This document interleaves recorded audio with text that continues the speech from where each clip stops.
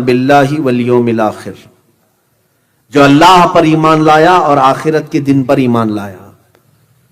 یہ جوڑ کر کے کئی جگہوں پر آیتیں آئی ہیں اور احادیث میں بھی اس طرح کی باتیں آئی ہیں.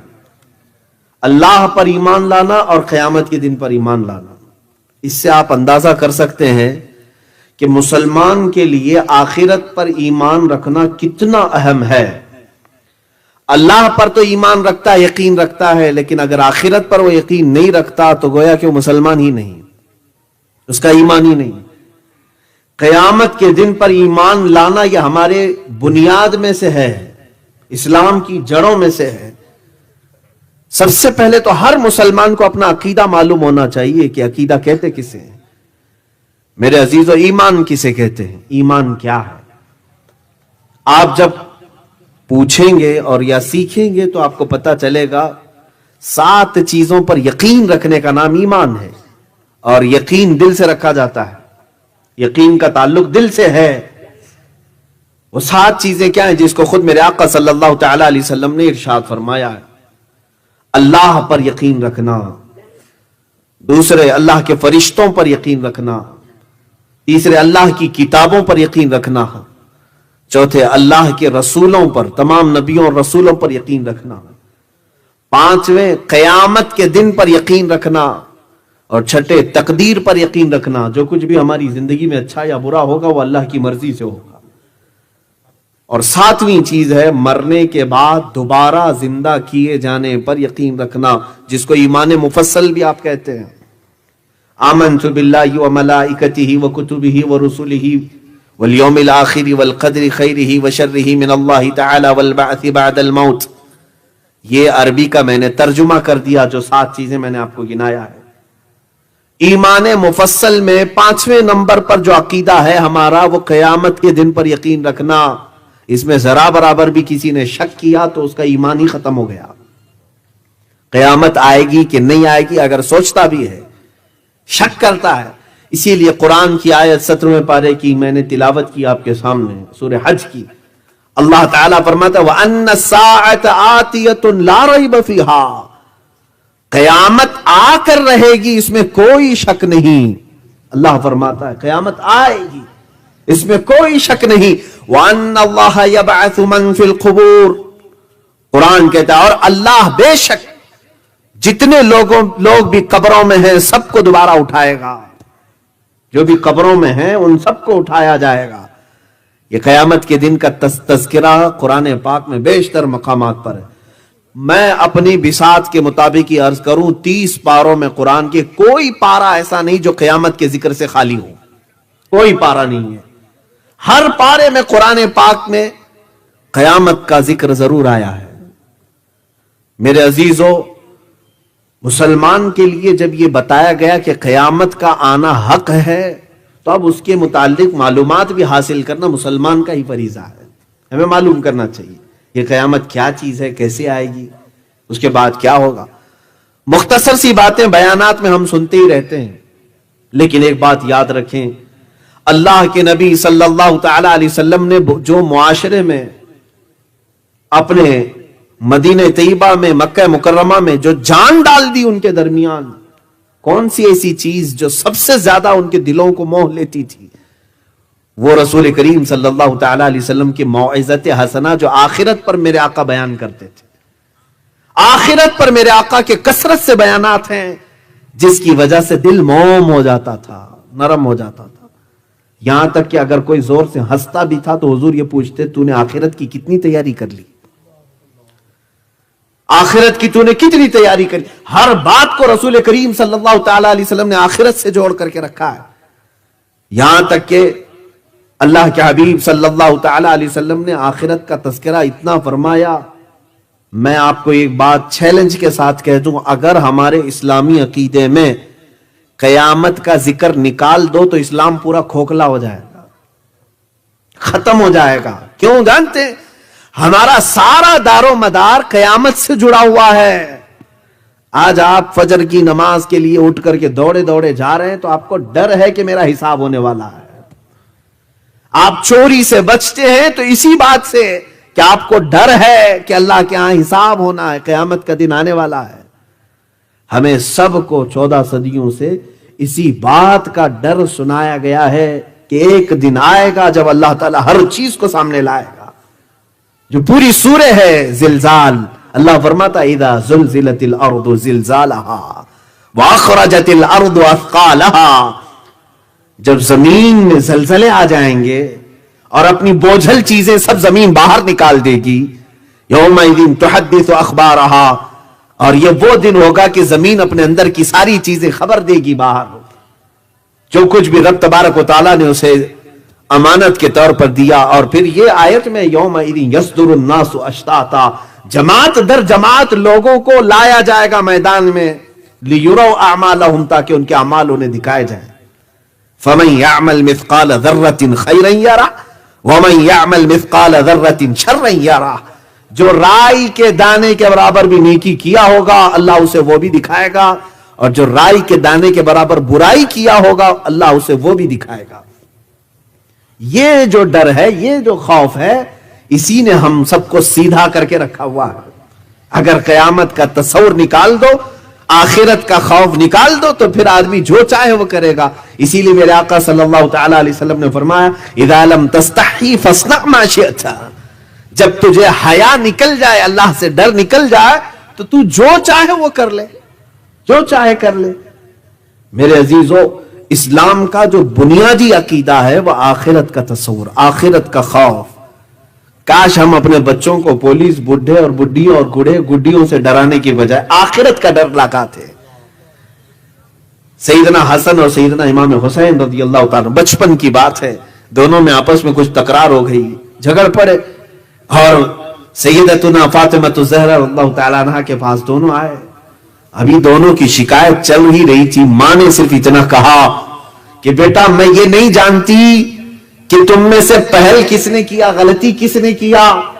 اس سے پہلے کہ قیامت کے دن اللہ تم سے روٹھ جائے ایک دوسرے کو منا لو. سبحان اللہ. یہ بچوں کی تربیت ہوتی تھی.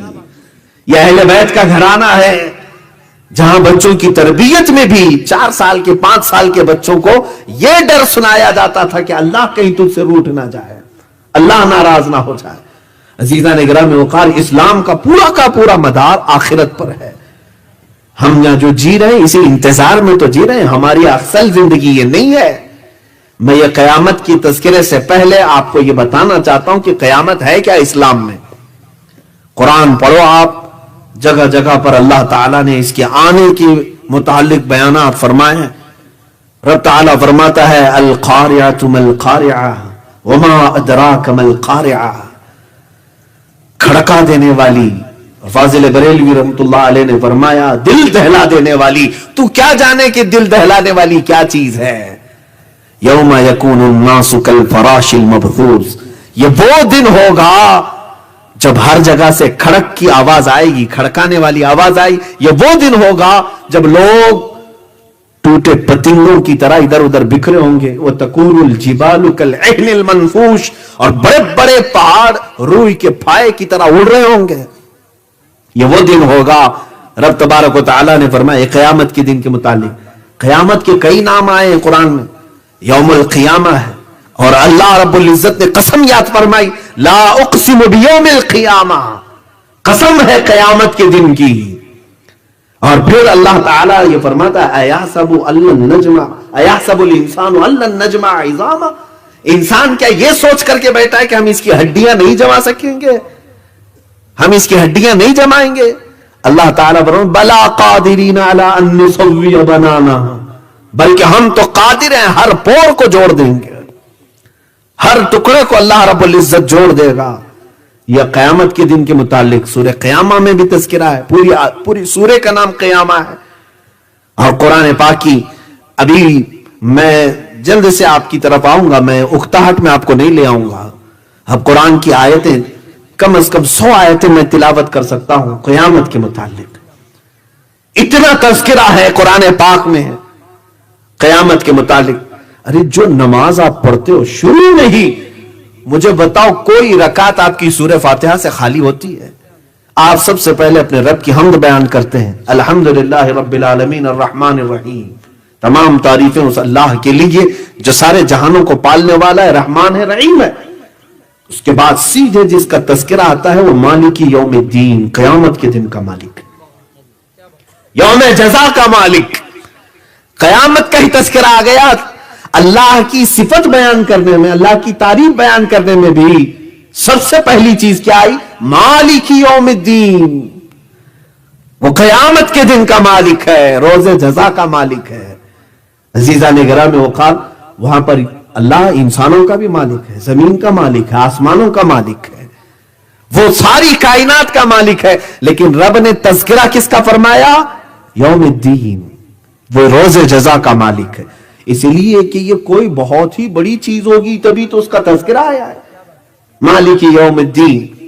اس کے علاوہ آپ دیکھیں بادشاہت کا ذکر جہاں جہاں بھی آئے گا، دنیا کی بادشاہت یہ چند سالوں کی ہو سکتی ہے، چند دنوں کی ہو سکتی ہے، لیکن قیامت کے دن کے متعلق قرآن میں ہے وہ یوم محشر ہوگا جب رب تبارک و تعالی ندا دے گا بندوں کو، لمن الملک اليوم، آج کے دن کی بادشاہت کس کی ہے بتاؤ لوگوں کو، آج کے دن کس کی بادشاہت ہے؟ پھر رب تعالی خود ہی جواب دیتا ہے للہ الواحد القہار، ایک قہر کرنے والے خدا کی آج بادشاہت ہے، سخت پکڑ کرنے والے خدا کی آج بادشاہت ہے۔ اور اس دن اللہ تعالی کی طرف سے پکارا جائے گا این الجبارون، کہاں ہے وہ جو گھمنڈ میں اکڑ کر کے چلتے تھے، آ جائیں۔ کہاں ہے وہ جو دنیا میں سینہ تان کر کے بادشاہ بنتے تھے، آ جائیں۔ میرے عزیزو ایک دن تو ہے جو روز جزا جس کو کہیں، میں نام گنا دوں اگر قیامت کے، سن لے، یوم الدین اس کو کہا گیا، یوم القیامہ ہے، یوم النشور ہے، یوم البعث ہے، اور یوم التناد ہے، یہ سب قیامت کے نام ہیں۔ اور اللہ تبارک و تعالیٰ نے اس کے تذکرے جو فرمائے الگ الگ انداز میں ہیں۔ وہ ایک سخت دن ہے، سخت دن ہے، اور ایسا سخت دن ہے جس کے متعلق قرآن میں اللہ نے یہ بھی فرمایا کہ اس کا ایک دن 50,000 سال کے برابر کا ہے، 50,000 سنۃ مما تعدون، جس کو تم گنتی کرتے ہو، یہ بھی قرآن میں آئی، 50,000 سال کے برابر کا ایک دن ہوگا۔ کوئی ضرورت نہیں ہے جلد بازی کی، تم حساب دیتے کھڑے رہ جاؤ، کھڑے رہ جاؤ۔ میرے عزیزوں اندازہ کرو، 50,000 سال کہہ رہا ہوں میں، ابھی یہ دنیا کا اگر کیلکولیشن کریں تو بعض محدثین ہیں آج بھی جنہوں نے کیلکولیشن کر کے اپنے تخمینے سے بتایا ہے آدم علیہ السلام سے لے کر اب تک 7,000 سال نہیں ہوئے، سیدنا آدم علیہ السلام سے لے کر اب تک کے جو ایام ہیں 7,000 سال نہیں ہوئی۔ یہ سائنٹسٹ کہتے ہیں 1,00,000 سال 2,00,000 سال، اٹکل پچھو مارو، کون پوچھنے والا ہے۔ ہاں اسی طرح سے اب بھائی میں زمین میں یہاں گاڑ دیا کھمبا اور کہا یہ پوری دنیا کا سینٹر ہے، کون ناپنے والا ہے؟ اس طرح سے بہت سارے اٹکل پچھو تو مارے جاتے ہیں۔ ہاں لیکن یہ ہے کہ کچھ باتیں ایسی ہیں جو علم غیب سے تعلق رکھتی ہیں، اور ہمارا عقیدہ ہے وہ باتیں صرف انبیاء ہی کر سکتے ہیں جو غیب سے تعلق رکھتی ہیں۔ اس کو سائنس بھی مانتا ہے، میٹا فزکس اس کو کہتے ہیں، ما بعد الطبعیات۔ ہر ایک ہے میٹیریل ورلڈ جس کو آپ محسوس کر سکتے ہو، تو سائنس صرف میٹیریل ورلڈ کی بات کرتا ہے، جو پکڑ کے معلوم کر سکتے ہیں، دیکھ کے معلوم کر سکتے ہیں، محسوس کے معلوم کر سکتے ہیں، میٹیریل ورلڈ ہے۔ اور جو میٹا فزکس ہے اس کے بارے میں تو ایسے شخص کی ضرورت ہے جو بغیر دیکھے بتا سکتا ہو، اور وہ اللہ کے انبیاء ہیں۔ عزیزان گرامی اوقات، اسی طرح سے میں اب جو بات عرض کر رہا تھا وہ یہ ہے کہ 7,000 سال، چلو میں بھی اس کو یقینی بات نہیں کہتا، یہ تخمینہ ہے، لیکن جو قیامت کے دن کا کیلکولیشن بتایا گیا وہ اتنا لمبا ہے کہ 50,000 سال کے برابر کا۔ تم کھڑے رہو، سب کا حساب ہوگا۔ اور رب تبارک و تعالی نے وہاں کے متعلق فرمایا یوم یفر المرء من اخیہ وامہ وابیہ وصاحبتہ وبنیہ، یہ وہ دن ہوگا جب ماں اپنے بیٹے سے بھاگ رہی ہوگی۔ یوم یفر المرء من اخیہ، آدمی اپنے بھائی سے بھاگ رہا ہوگا، ماں اپنے بیٹے سے، دوست اپنے دوست سے جان چھڑا کے بھاگ رہا ہوگا، تب بھاگ رہے ہوں گے۔ اور اللہ تعالیٰ قیامت کے دن کا ہی تذکرہ فرماتا الاخلاء یومئذ بعضهم لبعض عدو، سارے دوست سارے خلیل اس دن دشمن ہو چکے ہوں گے، ایک دوسرے کو کوئی منہ نہیں ملانا چاہتا، سب اپنے اپنے حال میں ہیں، الا المتقین، ہاں پرہیزگار آپس میں اس وقت بھی دوست ہوں گے۔ سبحان اللہ۔ اولیاء کاملین کا معاملہ الگ ہے، یہ قیامت کے دن کے متعلق رب تعالیٰ فرماتا ہے وہاں سب بکھرے ہوئے ہوں گے، ایک دوسرے کو کسی کی فکر نہیں ہے، اپنی پڑی ہے سب کو، ماں اپنے بیٹے کو نہیں دیکھنا چاہتی ہی۔ یہی تذکرہ قرآن پاک میں چند آیتیں برکت کے لیے تلاوت کرو اور پھر جو مجھے حکم ہوا ہے اس بات پر میں عرض کروں گا۔ قیامت کے متعلق رب تبارک و تعالیٰ نے یہ فرمایا کہ سارے ایک دوسرے کے دشمن ہو جائیں گے سوائے متقین کے، اور پھر کیسے آئیں گے وہاں پر؟ سورہ کہف میں رب تعالیٰ نے فرمایا وَعُرِضُوا عَلَىٰ رَبِّكَ إِلَىٰ رَبِّكَ صَفًّا لَقَدْ جِئْتُمُونَا كَمَا خَلَقْنَاكُمْ أَوَّلَ مَرَّةٍ، تم صف در صف لائے جاؤ گے، صف در صف لائے جاؤ گے، اور اللہ تعالیٰ فرماتا جیسے ہم نے تم کو پہلے پیدا کیا تھا ویسے ہی اٹھائے جاؤ گے، بغیر لباس کے آؤ گے، قیامت کے دن بغیر لباس کے اٹھائے جائیں گے۔ اس کے متعلق حدیث میں حضرت ماں عائشہ صدیقہ رضی اللہ تعالیٰ عنہا نے پوچھا بھی تھا، اے اللہ کے نبی صلی اللہ تعالیٰ علیہ وسلم بغیر لباس کے ہوں گے؟ کیا اس کا معنی ہے؟ کیا ایک دوسرے کی طرف لوگ دیکھ رہے ہوں گے؟ حضور پاک صلی اللہ تعالیٰ علیہ وسلم نے ارشاد فرمایا عائشہ وہاں لوگوں کو اس کا خیال ہی نہیں ہوگا کہ کون کس حالت میں ہے، کیونکہ اپنے اوپر جو پڑی ہوئی ہے وہ کہاں کس کا جسم دیکھ رہا ہے۔ عزیزان گرامی وقار، یہ قیامت کے متعلق رب تعالیٰ نے پھر فرمایا کلا اذا دکت الارض دکا دکا وجاء ربک والملک صفا صفا، جب زمین پوری ہلا دی جائے گی اور اللہ کے فرشتے بھی تھر تھر کانپ رہے ہوں گے اور وہ صف کے صف لگا کر کھڑے ہو چکے ہوں گے، اور پھر قرآن میں اللہ تعالیٰ فرماتا ہے وَنُفِخَ فَإِذَا نُفِخَ فِي الصُّورِ نَفْخَةٌ وَاحِدَةٌ، جب پہلی پھونک ماری جائے گی، یہ سور کے بارے میں ہے، وَحُمِلَتِ الْأَرْضُ وَالْجِبَالُ، اور اللہ تبارک و تعالیٰ زمین کو پہاڑوں کو الٹ پلٹ کر دے گا۔ قرآن کی آیتیں میں صرف برکت کے لیے پڑھ رہا ہوں۔ اِذَا الشَّمْسُ كُوِّرَتْ وَإِذَا النُّجُومُ انْكَدَرَتْ، رب تعالیٰ فرماتا ہے جب سورج پھٹ جائے گا اور تارے بکھیر دیے جائیں گے، اور اللہ تعالیٰ فرماتا ہے اِذَا السَّمَاءُ انْفَطَرَتْ، آسمان پھاڑ دیا جائے گا، آسمان پھاڑ دیا جائے گا، یہاں تک کہ سورج پھٹ کر کے انگارے اگل رہا ہوگا، جو بھی ہوگا، زمین اٹھا دی جائے گی، پہاڑ بکھیر دیے جائیں گے۔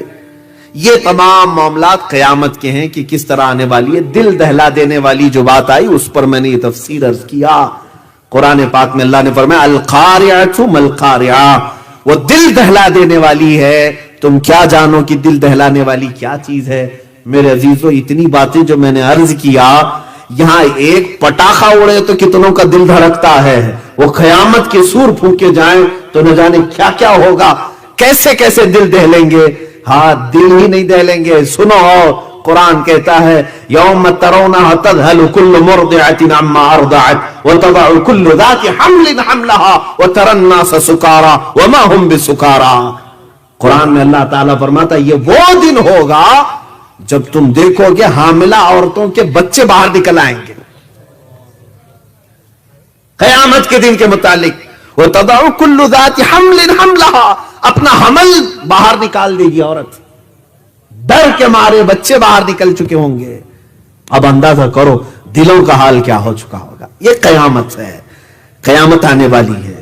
اقتربت الساعة وانشق القمر، سورہ قمر میں اللہ نے فرمایا قیامت بہت قریب آ گئی، چاند پھٹ گیا۔ اور 17ویں پارے میں رب تعالیٰ نے شروع میں یہ فرمایا اقترب للناس حسابهم وهم في غفلة معرضون، لوگوں کے لیے اللہ تعالیٰ فرماتا ہے قیامت قریب آ گئی اور لوگ ابھی بھی غفلت میں ہیں، ابھی بھی غفلت میں سوئے ہوئے ہیں۔ عزیزان گرامی وقار، یہ آیات بینات ہیں قرآن عظیم کی، جس میں رب تبارک و تعالیٰ نے قیامت کو یقینی طور پر بیان فرمایا، یقین کے ساتھ جانا قیامت آنی ہے۔ اب یہ جب ہمارا عقیدہ بنا تو اب ہم آتے ہیں کہ قیامت کب آئے گی، قیامت کب آئے گی۔ یہ علم تو ایسا ہے جس کو اللہ نے اپنے پاس سیکیور رکھا، محفوظ رکھا۔ قرآن کی آیت تو یہی بتاتی ہے ان اللہ عنده علم الساعۃ، بے شک اللہ کے نزدیک اس کا علم ہے، لیکن اللہ نے یہ نہیں فرمایا کہ میں یہ علم کسی کو دوں گا بھی نہیں، یہ نہیں فرمایا. ہاں اللہ کے پاس ہے اس کا علم، لیکن وہ اپنی عطا سے چاہے تو اپنے رسول کو بھی دے سکتا ہے. یہ مسئلہ حل ہو گیا. کسی کے ذہن میں بات نہ رہے کہ رسول کو معلوم نہیں تھا. ہاں ہم یہ کہیں گے ذاتی طور پر اللہ کے سوا کسی رسول کسی نبی کو نہیں معلوم، لیکن رب کے بتانے سے جس رسول کو بھی چاہے علم ہو جائے گا. کیونکہ اسی آیت میں اللہ نے 5 چیزوں کا ذکر فرمایا. 5 چیزیں ایسی ہیں جس کا علم کسی کو نہیں. 21ویں پارے کی آیت ہے یہ. اللہ تعالیٰ فرماتا ہے ان اللہ عنده علم الساعۃ وینزل الغیث ویعلم ما فی الارحام وما تدری نفس ماذا تکسب غدا وما تدری نفس بأی ارض تموت. اللہ فرماتا ہے کوئی نہیں جانتا بارش کب ہوگی. قیامت کا علم اللہ کے پاس ہے. بارش کب ہوگی. ویعلم ما فی الارحام، ماں کے پیٹ میں کیا ہے یہ کسی کو نہیں معلوم. کل کیا ہونے والا ہے یہ کسی کو نہیں معلوم. کون کس زمین پہ مرنے والا ہے یہ کسی کو نہیں معلوم. یہ 5 چیزیں اللہ تعالیٰ نے فرمایا. لیکن آپ کو معلوم ہے کہ ان 5 چیزوں کا علم دوسروں نے بھی بتایا ہے. حضور اکرم صلی اللہ تعالی علیہ وسلم نے جنگ بدر میں خود خط کھینچ کر کے بتایا ہے کہ کل یہاں ابو جہل مرے گا. تو حضور صلی اللہ تعالی علیہ وسلم نے فرمایا. تو یہاں کیا کہو گے؟ اللہ تو فرما رہا ہے اللہ کے سوا کسی کو نہیں معلوم کون کہاں مرے گا. رسول کیسے بتا رہے ہیں؟ وہاں ہم یہی کہیں گے رسول اپنے سے نہیں بتا رہے، اللہ کی عطا سے بتا رہے ہیں. رب تبارک و تعالیٰ نے انہیں بیان فرمایا تو وہ جانتے ہیں. اسی طرح ماں کے پیٹ میں کیا ہے کوئی نہیں جانتا، جبکہ آج سائنس اتنی ترقی کر چکا ہے ڈاکٹر بھی بتا سکتا ہے. تو یہ علم اللہ کی طرف سے دیا ہوا علم ہے. اگر اللہ نہیں چاہتا تو یہ علم کبھی کسی کو نہیں ملتا. ہاں تو یہ علم کے ذریعے سے اللہ کی عطا سے کوئی جان سکتا ہے. بہرحال اب مسئلہ یہ ہے کہ جس حدیث کو لے کر کے یہ معاملات آئے کہ حضور کو بھی نہیں معلوم، اسی حدیث سے میں اپنی گفتگو کا آغاز کرتا ہوں. ایک بار صحابہ اکرام رضوان اللہ تعالی علیہ مجمعین بیٹھے ہوئے تھے رسول پاک صلی اللہ علیہ وسلم کے پاس. یہ حضرت عمر فاروق رضی اللہ تعالیٰ عنہ سے مروی حدیث ہے اور مسلم شریف میں بھی ہے، بخاری شریف میں بھی ہے. حضور اکرم صلی اللہ تعالی علیہ وسلم بیٹھے ہوئے صحابہ کے ساتھ فرماتے ہیں صحابہ کہ اچانک ایک آدمی ہمارے درمیان آیا اور محفل میں حضور کے بالکل سامنے آ کر بیٹھ گیا، یہاں تک کہ اپنے گھٹنے حضور کے گھٹنے سے ملا لیا. اتنا قریب ہو کر بیٹھ گیا اور آتے ہی سوال کرنے لگا. وہ صحابہ کہتے ہیں، حضرت عمر خود کہتے ہیں ہم میں سے اس کو کوئی نہیں پہچانتا تھا، وہ مدینے کا بھی نہیں دکھ رہا تھا، اور اگر باہر سے آیا ہے تو سفر کے آثار بھی اس کے چہرے پر نہیں تھے. گھوڑے پر آیا ہو تو دھول میں اٹا چہرہ لے کر کپڑوں پر گرد و غبار کے آثار ہوتے وہ بھی نہیں دکھ رہا تھا. تو ہم تعجب میں تھے. بہرحال خاموش بیٹھے رہے. محفل میں آنے والے اس شخص نے پہلا سوال کیا مل ایمان، ایمان کسے کہتے ہیں؟ میرے آقا صلی اللہ علیہ وسلم نے جواب دیا، میں نے ابھی شروع میں ہی بیان کر دیا ہے، 7 چیزوں پر یقین رکھنے کا نام ایمان ہے. آپ صلی اللہ تعالی علیہ وسلم نے فرمایا اللہ پر ایمان لانا، فرشتوں پر، رسولوں پر، اس کی کتابوں پر، قیامت کے دن پر، تقدیر پر، اور مرنے کے بعد دوبارہ اٹھائے جانے پر ایمان لانا، یقین رکھنا، اس کا نام ایمان ہے. تو اس شخص نے کیا کہا؟ صدقت یا محمد، اے محمد صلی اللہ علیہ وسلم آپ نے بالکل سچ کہا ہے. صحابہ کہتے ہم تعجب میں تھے، خود ہی سوال بھی کر رہا ہے، خود ہی تصدیق بھی کر رہا ہے. اس کے بعد دوسرا سوال اس نے کیا مل اسلام، اسلام کیا ہے؟ میرے آقا صلی اللہ تعالی علیہ وسلم نے فرمایا کہ تم گواہی دو اس بات کی کہ اللہ کے سوا کوئی معبود نہیں اور اللہ محمد صلی اللہ علیہ وسلم اللہ کے رسول ہیں. نماز پڑھو، زکوٰۃ دو، روزے رکھو اور حج کرو. اور پھر تیسری مرتبہ اس نے سوال کیا مل احسان، احسان کیا ہے؟ میرے آقا صلی اللہ علیہ وسلم نے فرمایا تم عبادت اللہ کی ایسی کرو جیسے کہ تم اسے دیکھ رہے ہو، اور اگر یہ نہ کر سکو تو ایسی عبادت کرو کہ اللہ تمہیں دیکھ رہا ہے. اس تصور کے ساتھ عبادت کرو. یہاں عبادت کا ذکر ہے، نماز کا نہیں. ہر عبادت میں یہ خیال ہونا چاہیے، ہر عبادت میں کہ اللہ مجھے دیکھ رہا ہے. اب 3 سوالات یہ ہو گئے، یہ بیسک تھی. یہ پورا ایمان، اسلام، احسان، تینوں چیزیں آ گئی اس کے اندر. اور یہی 3 ہی پر اگر تم اکتفا کر لیے تو کامل مسلمان بن کر کے دنیا سے جاؤ. ایمان کو سمجھ لیں، اسلام کو سمجھ لیں اور احسان کو سمجھ لیں. لیکن چوتھے نمبر پر اس سائل نے، سوال کرنے والے نے ایک اور سوال کیا متی الساعۃ، قیامت کب آئے گی؟ यही एक मारकतुल आरा सवाल है। आप सल्लल्लाहु ताला अलैहि वसल्लम ने उसके जवाब में जो फरमाया, बाज लोग उसको हेरा फेरी करके तर्जुमे करते हैं। मल मसऊल अअलमु मिनहा बिस्साइल। हुजूर अकरम सल्लल्लाहु ताला अलैहि वसल्लम ने फरमाया, मुझसे तुम पूछे हो और तुम पूछने वाले, साइल वो है और मैं पूछा गया हूं, मसऊल मैं हूं, साइल तुम हो। तो फरमाया साइल को जितना इस बारे में मालूम है, मसऊल को भी उतना इल्म है। इसका ये तर्जुमा हो सकता है। यहां बाज लोग ये कहते हैं कि साइल से ज्यादा मसऊल को मालूम नहीं है, ज्यादा जानता नहीं। बहरहाल ये गुत्थी सुलझेगी आगे की बहस से। तो अब सवाल करने वाले ने फिर उसके बाद ये 4 सवाल कर लिए। तो अब मेरे आका सल्लल्लाहु ताला अलैहि वसल्लम ने आगे ये फरमाया, कयामत कब आएगी वो छोड़ दो, एग्जैक्ट डेट पर्टिकुलर जो कोई वक्त हो ये छोड़ दो, उसके आने से पहले क्या क्या होगा वो मैं बताता हूं। यह हमारा आज का टॉपिक भी है। हुजूर अकरम सल्लल्लाहु ताला अलैहि वसल्लम ने फरमाया, अन तलिदिल अमतु रब्बतहा व अंतरल हुफातल। हुजूर अकरम सल्लल्लाहु ताला अलैहि वसल्लम ने फरमाया, यततावलून फिल बुनियान। तुम देखोगे कि मां अपने सरदार को जन रही होगी, यानी बेटा मां बाप पर हुकूमत कर रहा होगा। वो आ चुका दिन। और मेरे आका सल्लल्लाहु अलैहि वसल्लम ने अपनी निशानियां बताना शुरू फरमा दिया। तुम देखोगे नंगे पैर चरवाहे, कम जात के लोग बड़ी बड़ी इमारतों पर फख्र कर रहे होंगे।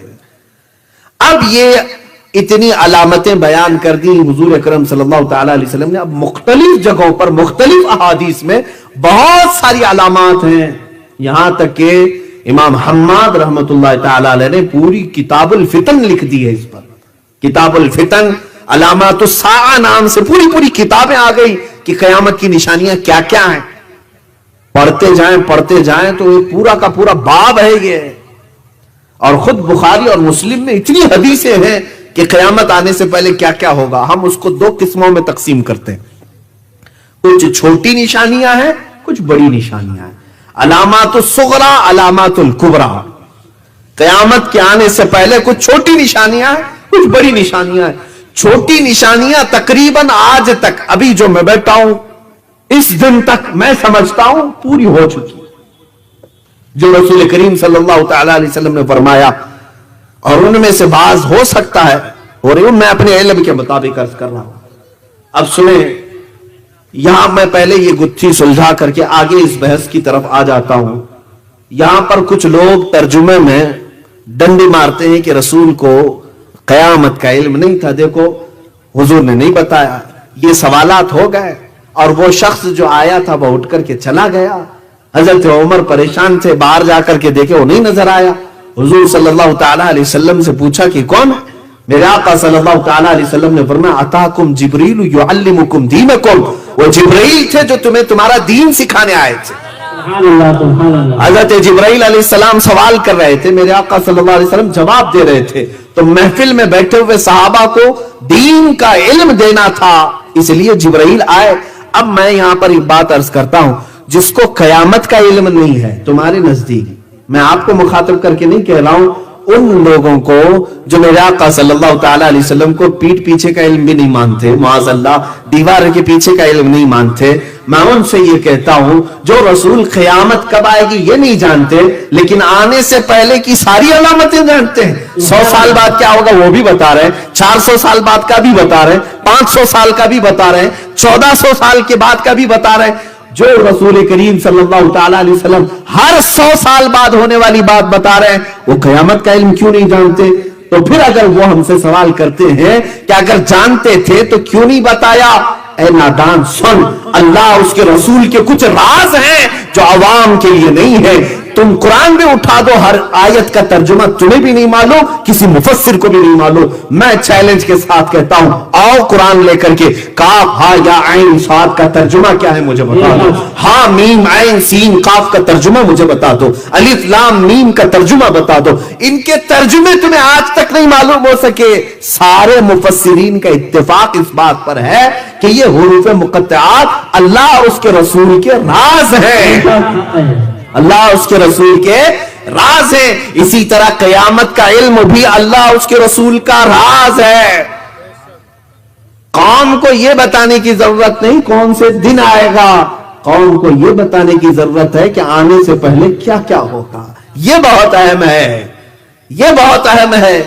عزیزان گرامی وقار, میں آپ کو بتاتا ہوں میرے آقا صلی اللہ علیہ وسلم نے امت کی کتنی بڑی رہنمائی فرمائی, رہبری فرمائی.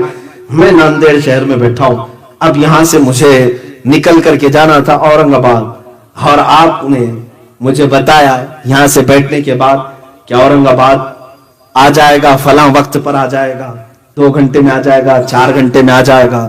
آپ نے بتا دیا 4 گھنٹے کے بعد آپ کا شہر آ جائے گا. میں بیٹھا رہا 4 گھنٹے کا انتظار کرتے کرتے, گھڑی آگے بھی ہو سکتی پیچھے بھی ہو سکتی ہے, میرا کچھ بھی ہو سکتا ہے, اور اچانک اورنگ آباد آیا, مجھے خبر ہی نہیں پڑی. لیکن بتانے والا اگر یہ کہتا اورنگ آباد آنے سے پہلے جو ہے فلاں شہر آتا ہے, اس سے پہلے ایک اور گاؤں آتا ہے, اس سے پہلے کچھ بلڈنگیں دکھتی ہیں, پھر جھاڑ دکھتے ہیں, پھر پہاڑ دکھتے ہیں, جو کچھ بھی ہے, تو میں ہر ایک چیز کو دیکھتے دیکھتے الرٹ ہوتا چلا جاتا اور اپنے شہر کی میں تیاری کر رہا ہوتا. میرے آقا صلی اللہ علیہ وسلم نے ڈائریکٹ قیامت نہیں بتائی, علامات بتائی تاکہ ہر مومن اس قیامت کی تیاری کر سکے.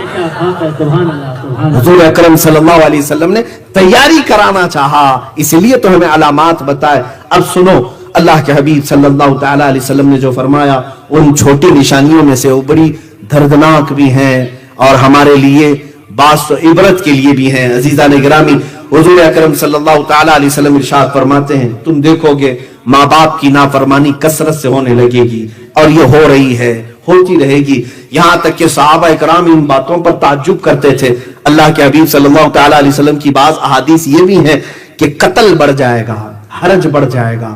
حرج کہتے ہیں قتل کو, حضور اکرم کی حدیث میں کہ حرج بڑھ جائے گا, قتل بہت زیادہ ہوگا. صحابہ نے پوچھا قتل تو اس زمانے میں بھی ہوتا ہے, جنگیں بہت ہوتی ہیں.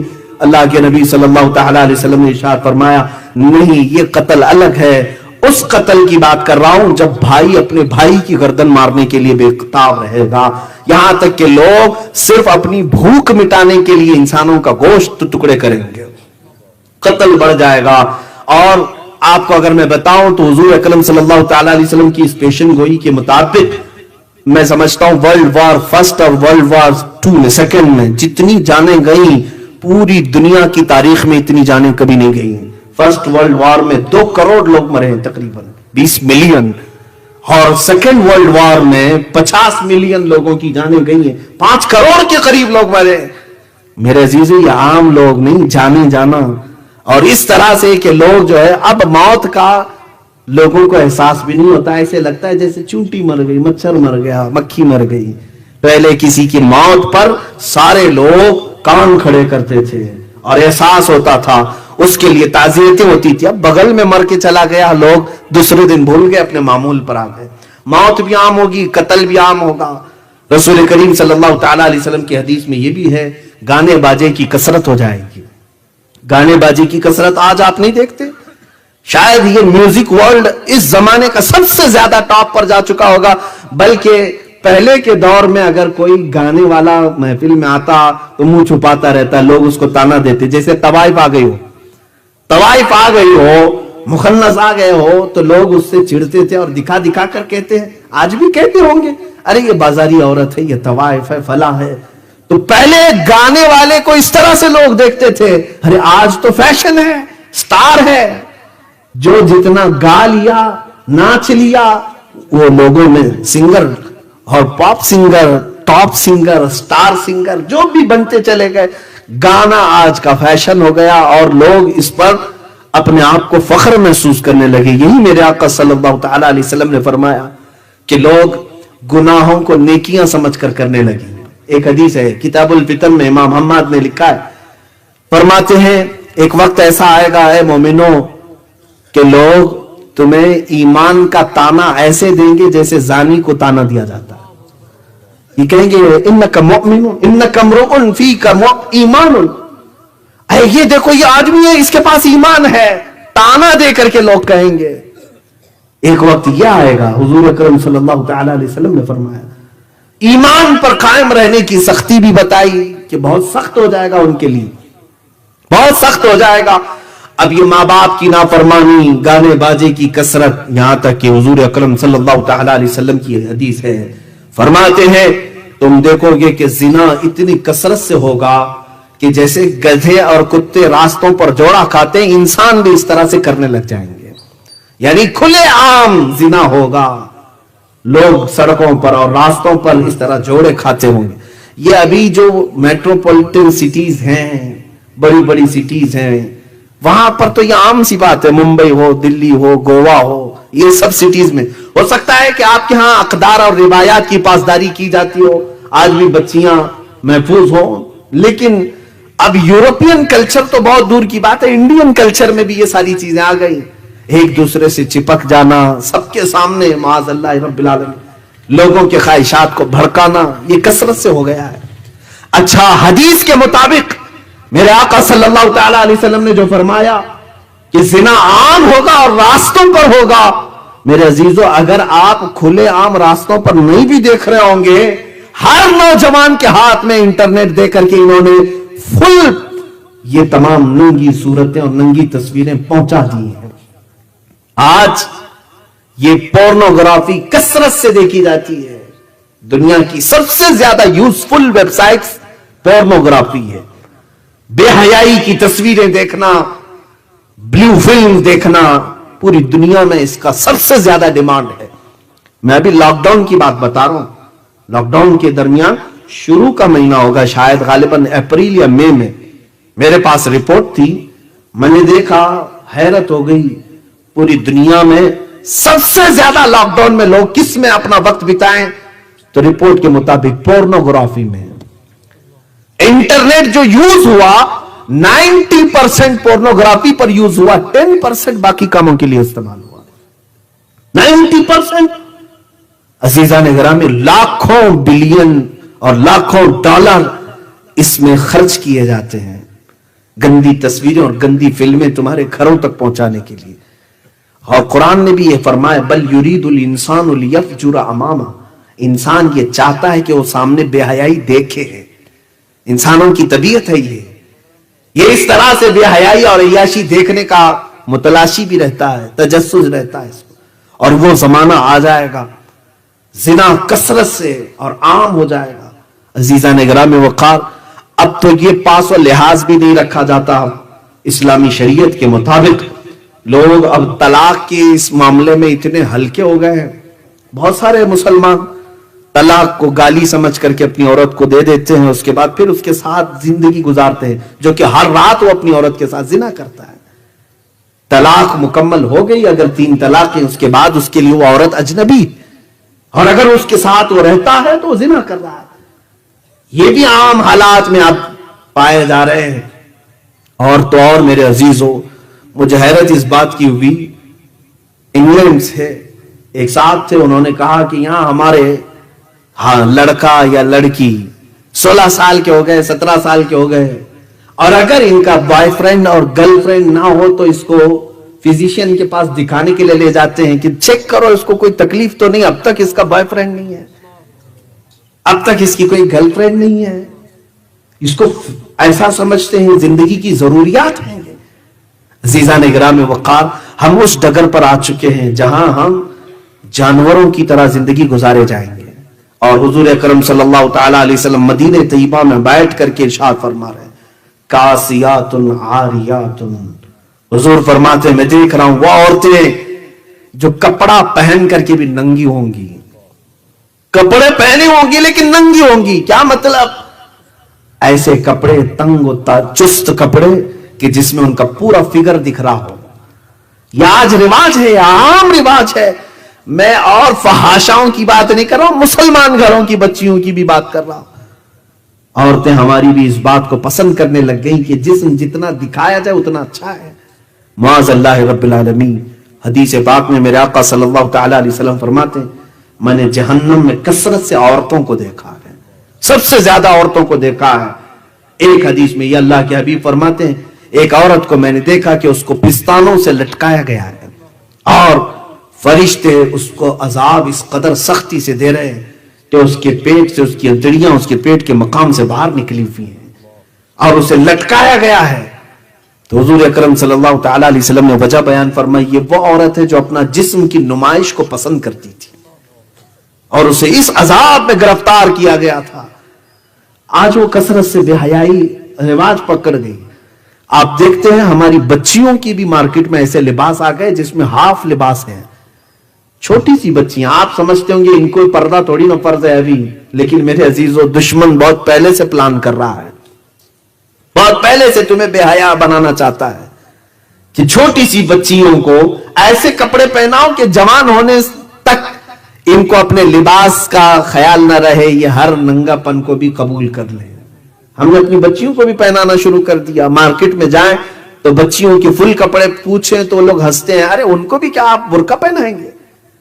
نہیں میرے عزیزو, میں اگر اپنی بچی کے لیے پوچھتا ہوں کہ فل سلیوز کا کوئی لباس ہو تو دے دو.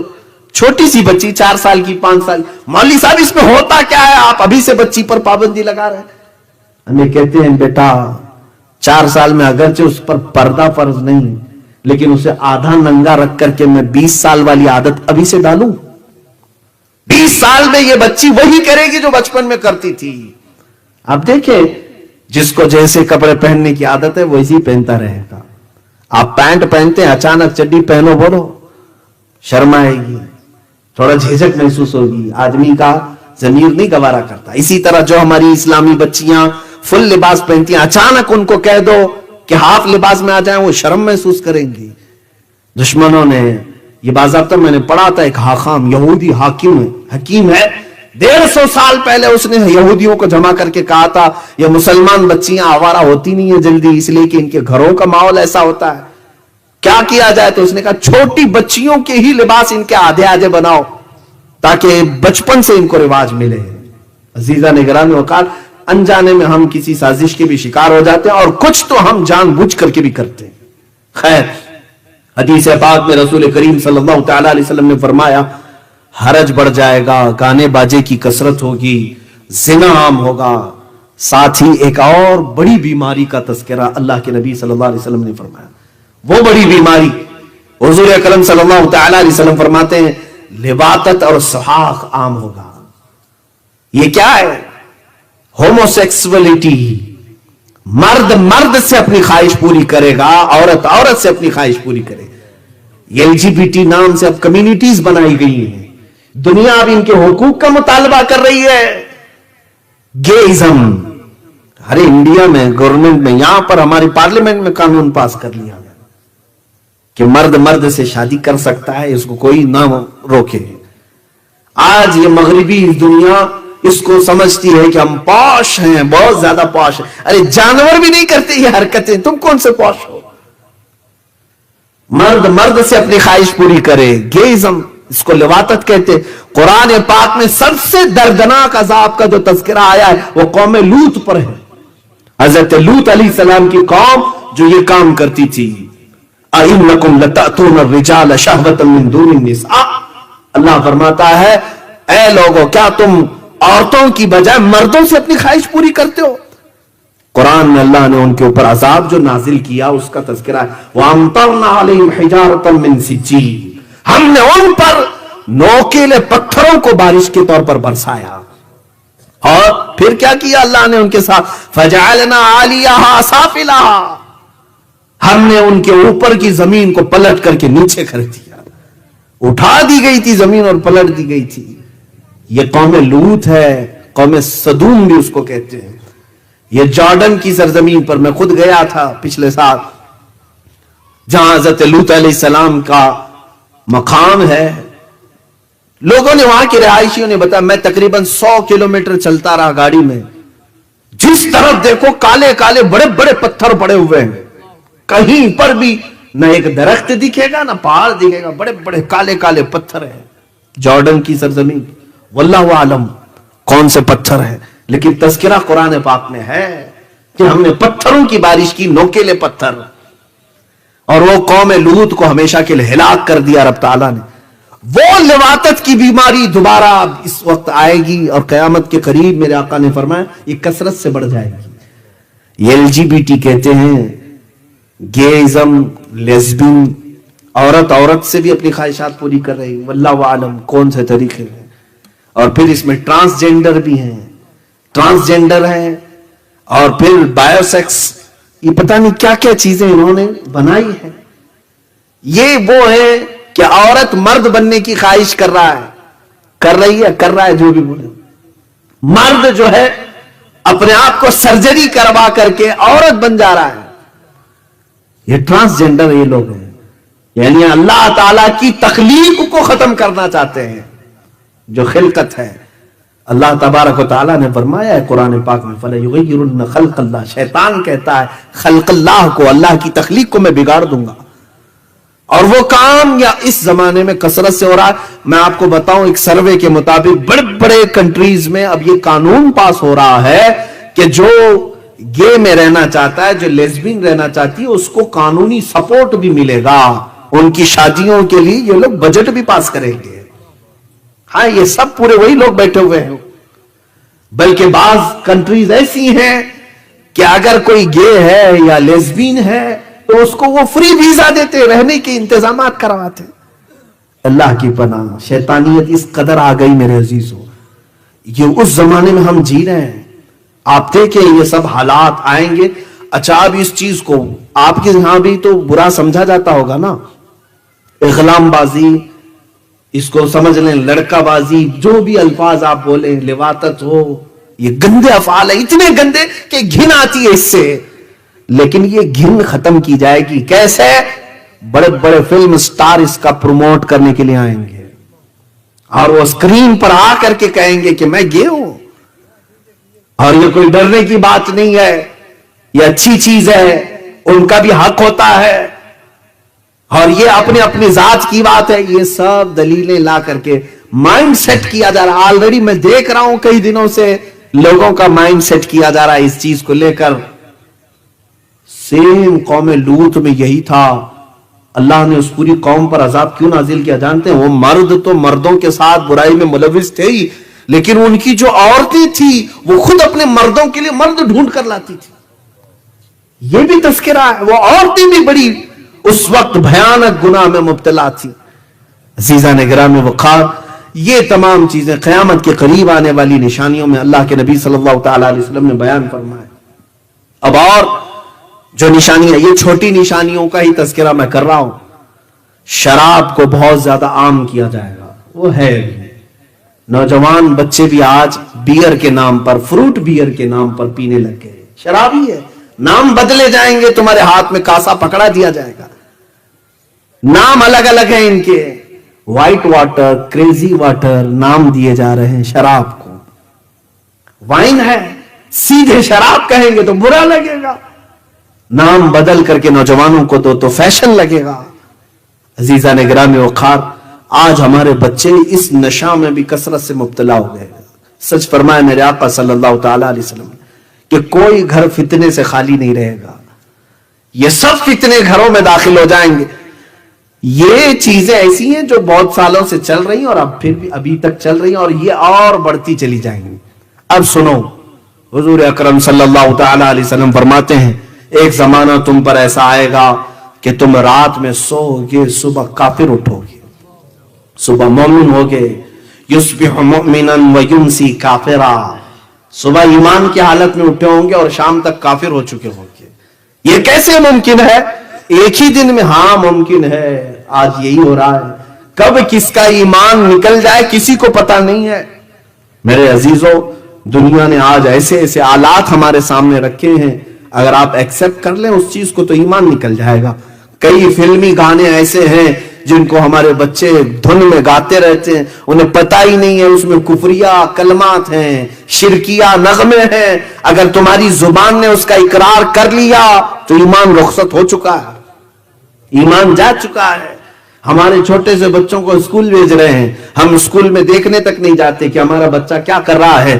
कल ही मुझे एक बच्ची ने मैसेज करके ये बात पूछी थी कि मैं एक स्कूल की टीचर हूं, यहां पर मामला ऐसे ऐसे हैं। मैं तफसील में नहीं जा रहा हूं। बच्चा आता है, बहुत सारे मुसलमान बच्चे हैं, आते हैं, खड़े होते हैं प्रेयर में। उस वक्त वो कहते हैं जीसस इज द गॉड, मौज़ल्लाह रब्बिल आलमीन। وہ وہاں سے ان کا عقیدہ ہی ختم کر دیا جاتا ہے۔ اب یہاں سے بہت ساری جگہوں پر ہم بچوں کی خبر بھی نہیں لیتے، شام تک تو کافر بن کر کے نکلے ہوتے۔ میرے آقا صلی اللہ تعالی علیہ وسلم نے سچ فرمایا، کل مولود یولد علی الفطرہ وابواہ یہودانہ او یمجسانہ او ینصرانہ او کما قال رسول اللہ صلی اللہ علیہ وسلم۔ ہر پیدا ہونے والا بچہ اسلام کی فطرت پہ پیدا ہوتا ہے، مسلمان پیدا ہوتا ہے، اس کے ماں باپ اس کو یہودی بناتے ہیں، عیسائی بناتے ہیں یا آگ کا پجاری بناتے ہیں، بچے کو اس کے ماں باپ بناتے ہیں۔ یہ ہم نے آج دیکھا ہے، ماں باپ ہی تو ڈال رہے ہیں ایسی جگہوں پر جہاں وہ ایمان اپنا بیچ کر کے آ چکا ہوتا ہے، اسے بھی خبر نہیں، ماں باپ کو بھی خبر نہیں، ایمان رخصت ہو چکا ہوتا ہے۔ عزیزان گرامی اوقات، قیامت کے آنے سے پہلے اور جو علامات ہیں، یہ سب چیزیں تو آپ دیکھ ہی رہے ہیں، یہ کوئی نئی باتیں نہیں تقریباً ہو رہی۔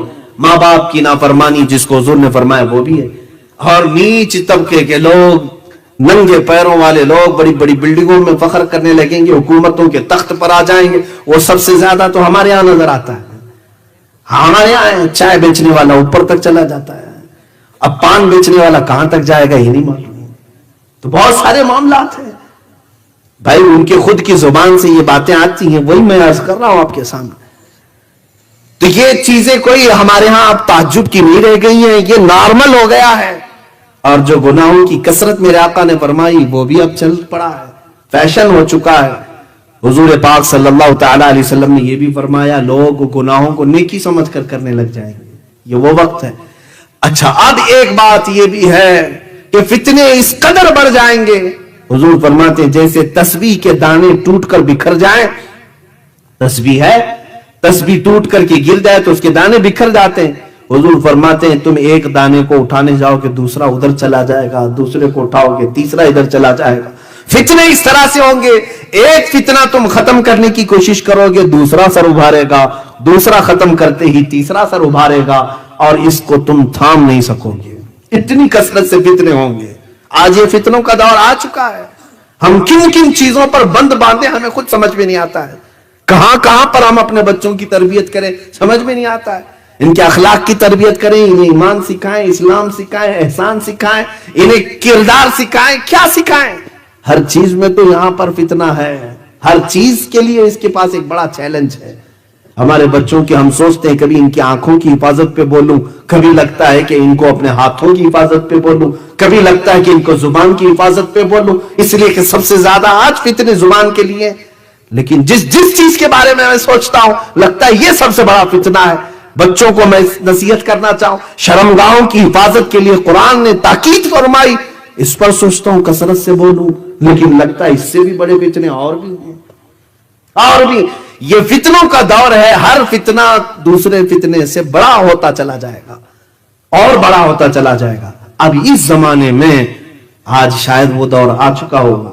اللہ کے نبی صلی اللہ تعالی علیہ وسلم فرماتے ہیں فَبَطَنُ الْأَرْضِ خَيْرٌ مِّن زَهْرِهَا۔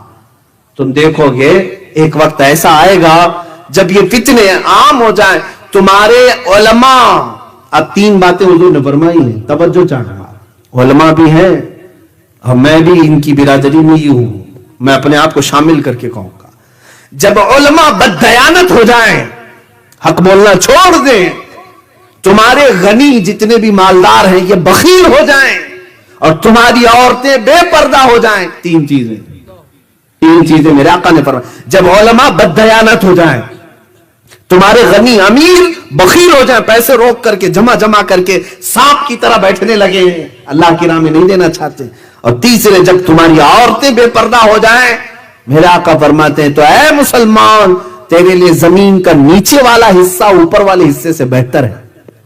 کیا مطلب؟ قبر تمہارے لیے زیادہ مناسب ہے اوپر رہنے سے۔ حضور فرماتے ہیں زمین کا نیچے والا حصہ تمہارے لیے اوپر والے حصے سے بہتر ہے، اور اگر یہ تین چیزیں سلامت ہیں تو قبر سے اچھی زمین ہے، حضور نے فرمایا یہ تین چیزیں سلامت ہیں۔ اب وہ تین چیزیں تو سلامت نظر نہیں آ رہی، اور میرے آقا صلی اللہ تعالی علیہ وسلم نے فرمایا، میں حدیثیں مفہومات حدیث عرض کر رہا ہوں، الفاظ حدیث تک کا تذکرہ نہیں ہو رہا ہے، یہ بھی برکت کے لیے میں عرض کر رہا ہوں۔ آپ کو یہ ساتھ ایک وقت ایسا آئے گا، فرماتے میرے آقا تم گزرو گے قبرستان کے پاس سے تو قبر کو دیکھ کر کے کہو گے کاش اس کی جگہ میں سویا ہوتا تو اچھا ہوتا. اس قدر تمہارے اوپر بلائیں آ چکی ہوں گی, اس قدر فتنے آ چکے ہوں گے, تم قبر والے کو دیکھ کر کے کہو گے کاش اس قبر میں میں ہوتا تو زیادہ اچھا ہوتا. کیوں ایسا سوچو گے؟ اس لیے کہ وہ سیف چلا گیا, پہلے کے دور میں چلا گیا, ان فتنوں کو نہیں دیکھا, محفوظ چلا گیا. کورونا کے آنے سے پہلے, لاک ڈاؤن کے آنے سے پہلے تو یہی خیالات آ رہے تھے. یہ جو پہلے جا چکے بیچارے عزت کے ساتھ گئے, یہ سب بلاؤں کو تو دیکھا نہیں انہوں نے, محفوظ گئے ہیں. اب یہ سختیاں بڑھتی چلی جائیں گی اور یہ زمانہ اور سختی کے ساتھ آئے. اب ہمیں معلوم بھی نہیں اب موت کون سے بستر پہ آئے گی, کس طرح ریپ کر کے ڈالا جائے گا, کہاں کھود کر کے ہمیں پھینک دیا جائے گا, معلوم نہیں. لیکن ہم سے پہلے جو گئے وہ اچھے محفوظ چلے گئے. یہ چیز آپ کے ساتھ آئے گی, تم قبر کو دیکھ کر کے تمنا کرنے لگ جاؤ گے کاش اس کی جگہ میں ہوتا تو اچھا ہوتا. یہ حدیث پاک میں عرض کر رہا ہوں, رسول کریم صلی اللہ تعالی علیہ وسلم نے فرمایا اب ذرا میں آپ کو ان حالات کے بعد پوری روئے زمین پر کیا تبدیلیاں آئیں گی, دنیا میں کون سا انقلاب آئے گا, اس پر بھی بات کر لیتے ہیں. یہ تو ہو گئی شخصی باتیں, ہمارے ساتھ کیا کیا ہوتا ہے. اب کائنات کی پوری زمین پر سیاست کو لے کر کے, حکومت کو لے کر کے, مال و دولت کو لے کر کے, دوسری قوموں کو لے کر کے کیا کیا حالات ہوں گے, یہ بھی میرے آقا نے سب بتا دیا. میں چیلنج کے ساتھ کہتا ہوں میرے عزیزوں, مخبر صادق صلی اللہ تعالی علیہ وسلم نے قیامت کی جتنی نشانیاں بتائیں, دنیا کا آج تک کوئی بھی پریڈکشن دینے والا کوئی بھی اتنی باتیں نہیں بتا سکا. حضور اکرم صلی اللہ تعالی علیہ وسلم ہر صدی کے بعد ہونے والی بات کو بتا دیا, اور کئی چیزیں اس میں وقوع پذیر ہو گئی. حضور نے جو بیان کیا وہ ہو بھی گئی ہیں. اب اللہ کے حبیب صلی اللہ تعالی علیہ وسلم نے کائنات کے بارے میں یہ فرمایا, تم دیکھو یہ قیامت اس وقت تک نہیں آئے گی جب تک بالواسطہ یا بلا واسطہ پوری دنیا پر سوائے حرمین طیبین کے یہود و نصارہ کی حکومت نہ ہو جائے. ہر ملک, ہر ریاست, ہر سیاست یہود و نصارہ کے کنٹرول میں آ جائے گی. ایک وقت آئے گا یہ, اور ابھی میں سمجھتا ہوں تقریباً ہو چکا. جو بنام مسلمان دکھ رہے ہیں میرے عزیزوں وہ ڈمی پیس ہیں, وہ صرف ڈمی پیس ہیں.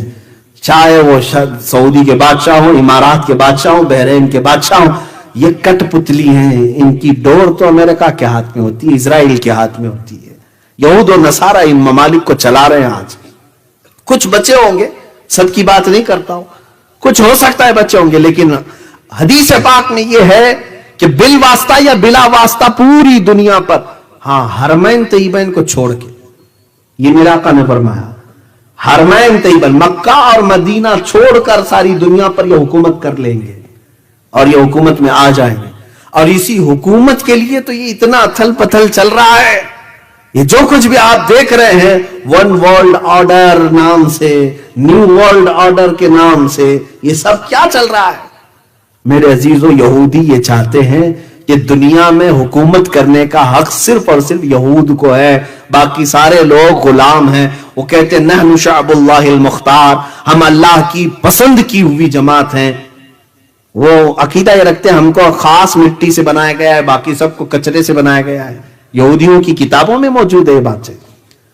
ہاں یہود یہ کہتے ہیں کہ ہم اللہ کے بیٹے ہیں, ہم اللہ کے محبوب ہیں. قرآن میں بھی اللہ تعالیٰ نے فرمایا قالت الیہود نحن ابناء اللہ واحباؤہ, یہود یہ کہتے ہیں ہم اللہ کے بیٹے ہیں اور اس کے محبوب ہیں.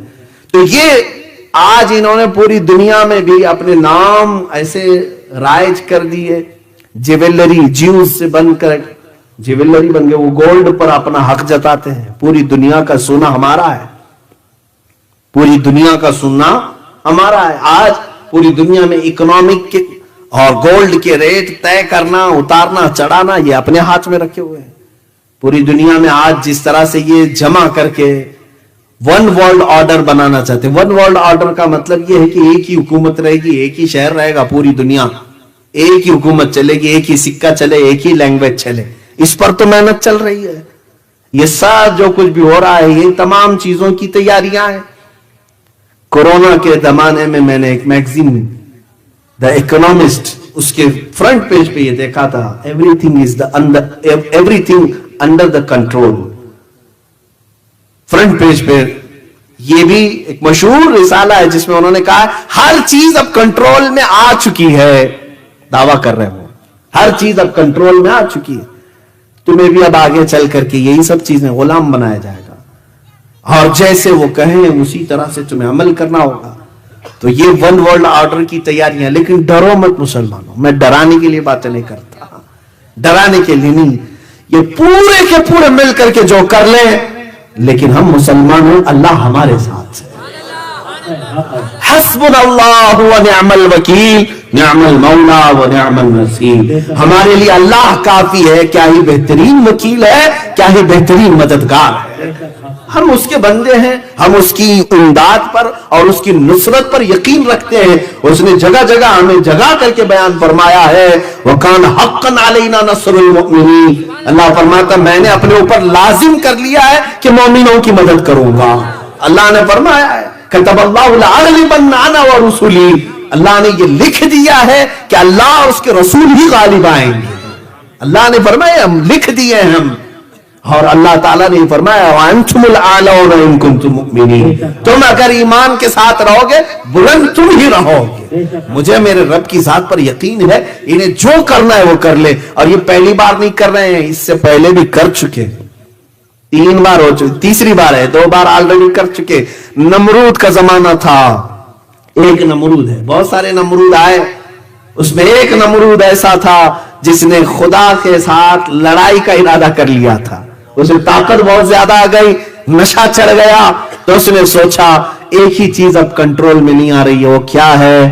سب انسان کنٹرول میں ہے، شیر سے لڑ لیتا تھا، جانوروں کو مار ڈالتا تھا، 100 لوگوں سے تنہا لڑتا تھا۔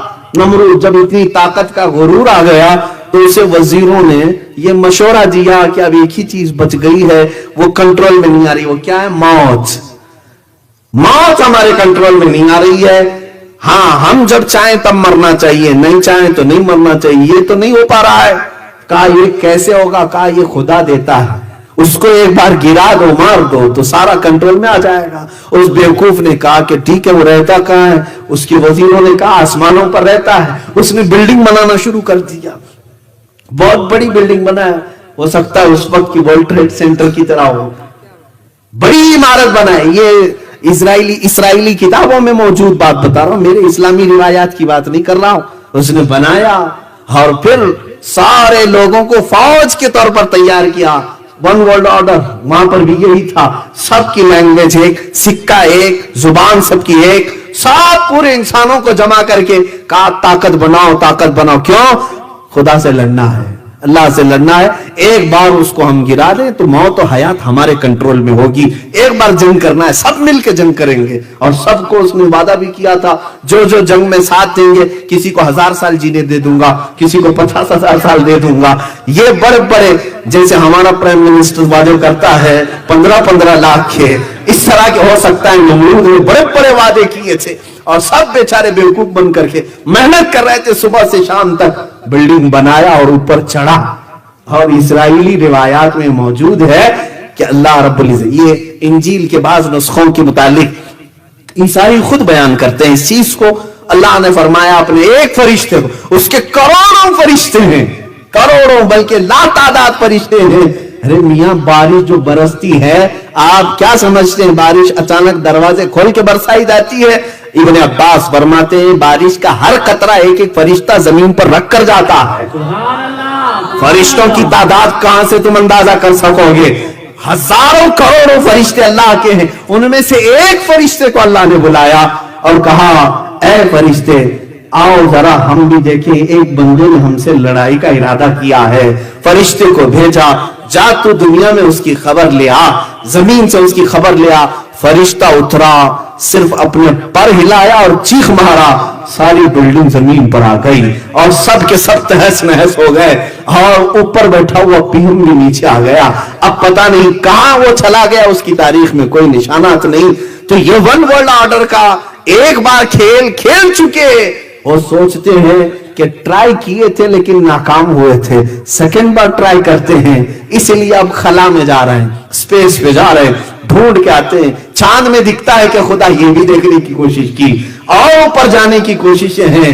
شاید ہو سکتا ہے پوری دنیا کو فوج بنانا چاہیں, سب کو ملا کر کے one language, one currency, one world order, یہ سب بنا لیں. میرے عزیزو, خدائی طاقت کا کوئی مقابلہ ہو سکتا ہے؟ اے میرے عزیزو, اللہ کی طاقت کروڑوں درجے بھی میں مثال نہیں دے سکتا, تم اس کی پیدا کی ہوئے ایک محمد کا مقابلہ نہیں کر سکتے. صلی اللہ تعالی علیہ وآلہ وسلم. عزیزان گرامی مقام, رب تبارک و تعالی وہ ان تمام چیزوں سے بے نیاز ہے. ہاں, بندہ ہو کر کے اس سے کوئی مقابلہ کر ہی نہیں سکتا. بات میری یہ چل رہی تھی, یہود و نصارہ پوری دنیا پر غلبہ حاصل کرنا چاہتے ہیں صرف اس لیے. اچھا, ایک ان کی کمزوری میں بتاؤں, ویک پوائنٹ. میں نے یہودیوں کے متعلق بہت کافی دنوں تک پڑھ کر کے ان کو دیکھا ہے. ان کا ایک ویک پوائنٹ ہے, یہ مرنا نہیں چاہتے. ہاں, اس سے ان کو ڈر بہت ہے. اور یہی چیز قرآن میں بھی اللہ نے فرمایا. اللہ تعالیٰ فرماتا ہے فَتَمَنَّوُا الْمَوْتِ, اگر تم اللہ کے محبوب ہو, اس کے بیٹے ہو, تو موت کی تمنا کر کے دکھاؤ. لیکن وہ مرنا ہی نہیں چاہتے, ہرگز نہیں. بلکہ وہ آپس میں ایک دوسرے کو سلام کیا کرتے ہیں, زی 1000 سال, زی 1000 سال, 1000 سال جیو بھائی, 1000 سال جیو بھائی. جیتا کوئی نہیں ہے 100 سال بھی, لیکن سلام بھی ان کا یہی ہے, 1000 سال جیو, 1000 سال. وہ حریص ہیں کس کے, جینے کے, مرنا نہیں چاہتے. اور وہ پوری ٹیکنالوجی آج یوز کر کے جو چیز نکالنا چاہ رہے ہیں وہ یہی ہے کہ موت سے کوئی چھٹکارا مل جائے, ڈپلیکیٹ ہارٹ بن جائے, کچھ دوسرا اس کا یعنی الٹرنیٹ مل جائے کہ لائف اور بڑھائی جا سکے. لیکن اب تک نہیں کر سکے, اب تک نہیں کر سکے. ارے یہ لوگ روبوٹ تو بنا لیے لیکن اپنی سانسیں بڑھا نہیں سکے, اپنی سانسیں نہیں بڑھا سکے. کیونکہ قرآن میں وعدہ ہے, میرے رب نے فرمایا اذا جاء اجلهم فلا يستأخرون ساعة ولا يستقدمون.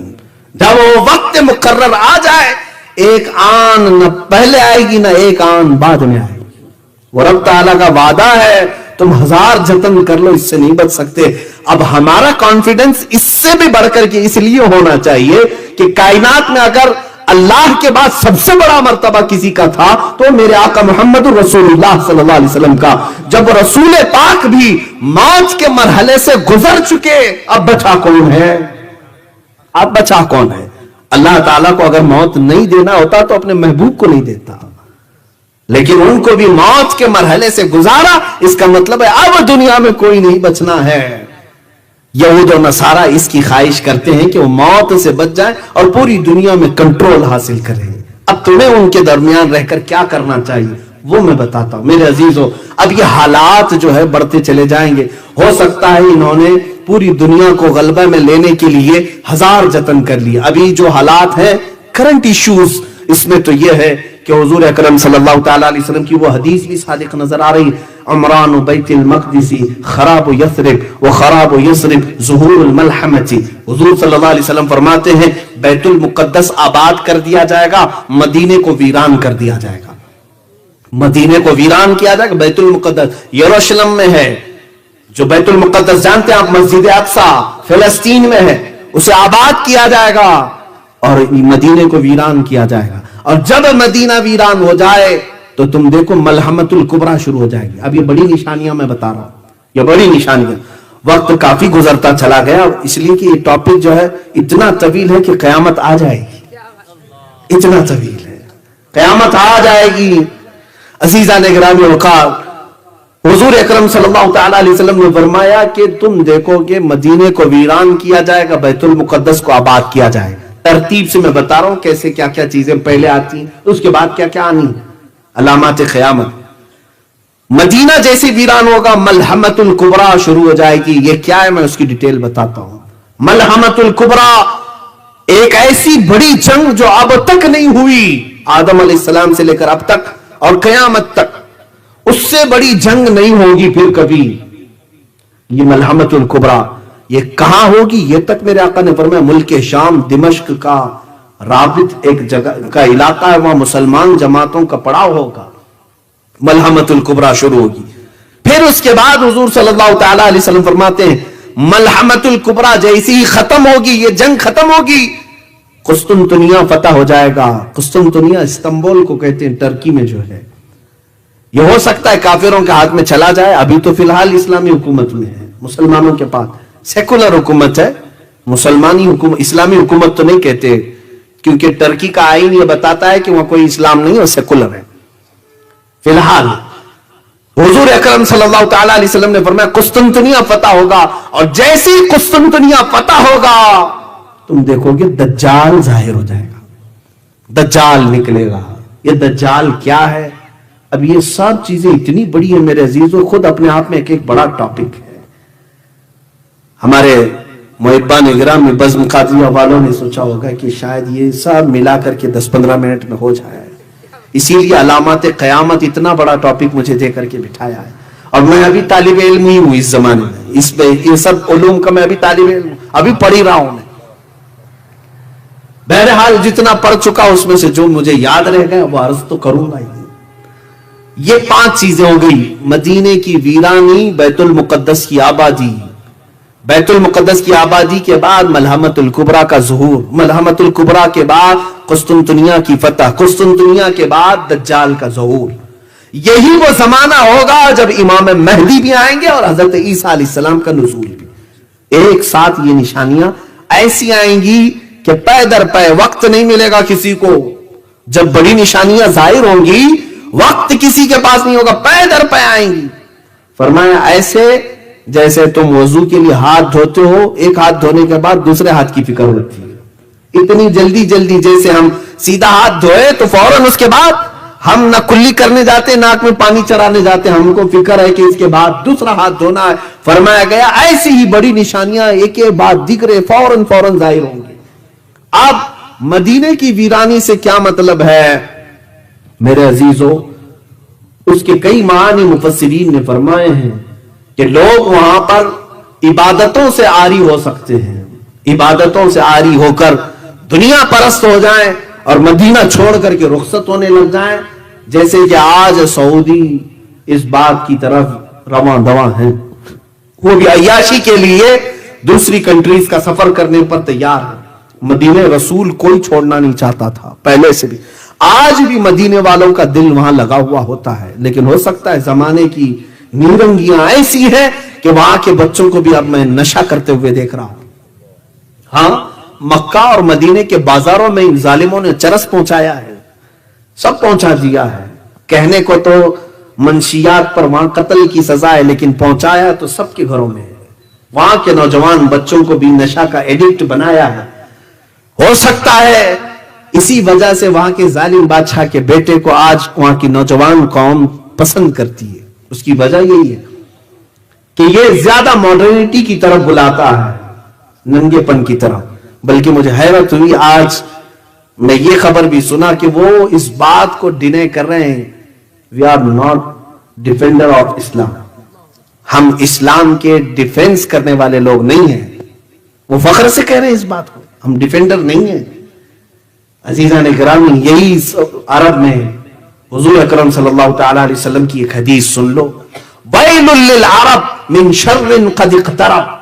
حضور فرماتے عرب کے لیے ہلاکت ہو, عرب کے لیے بربادی ہو, وہ اس شر کی وجہ سے جو بہت قریب آ رہی ہے.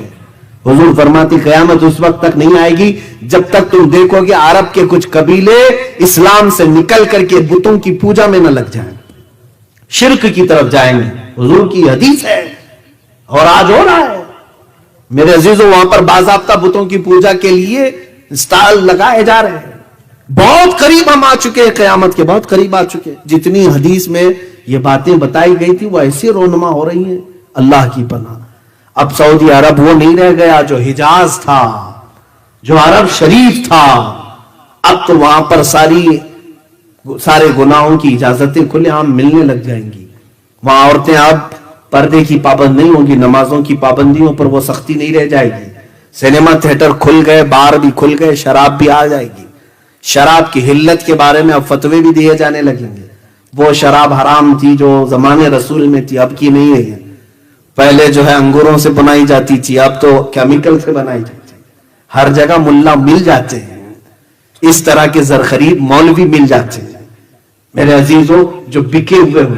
ارے یہ حرم کے اماموں کو تک انہوں نے اپنے انڈر میں رکھا ہوا ہے، وہ حق بیان نہیں کر سکتے. خانہ کعبہ کے ممبر پر کھڑے ہو کر کے بھی امام بول نہیں پاتا بادشاہ کے خلاف. انہوں نے علماء کو قید کیا ہے. اگر کسی عالم نے ممبر پر بیان کر دیا حق بات، دوسرے دن وہ جیل میں ہوگا. یہ وہاں کے حالات ہیں. بلکہ اب تو انہوں نے اسرائیل سے اپنے تعلقات بھی استوار کر لیے، جو مسلمانوں کے خون پر بیٹھا ہوا ہے. وہ اسرائیل جس کے متعلق وہ یہود، میں یہودی ان ظالموں کے بارے میں کہہ رہا ہوں جن کے بارے میں قرآن نے کہا غیر المغضوب علیہم ولا الضالین، اے اللہ ہمیں ان کے راستے پر نہ چلا جن پر تیرا غضب ہوا ہے. کس پر غضب ہوا ہے؟ قوم یہود پر.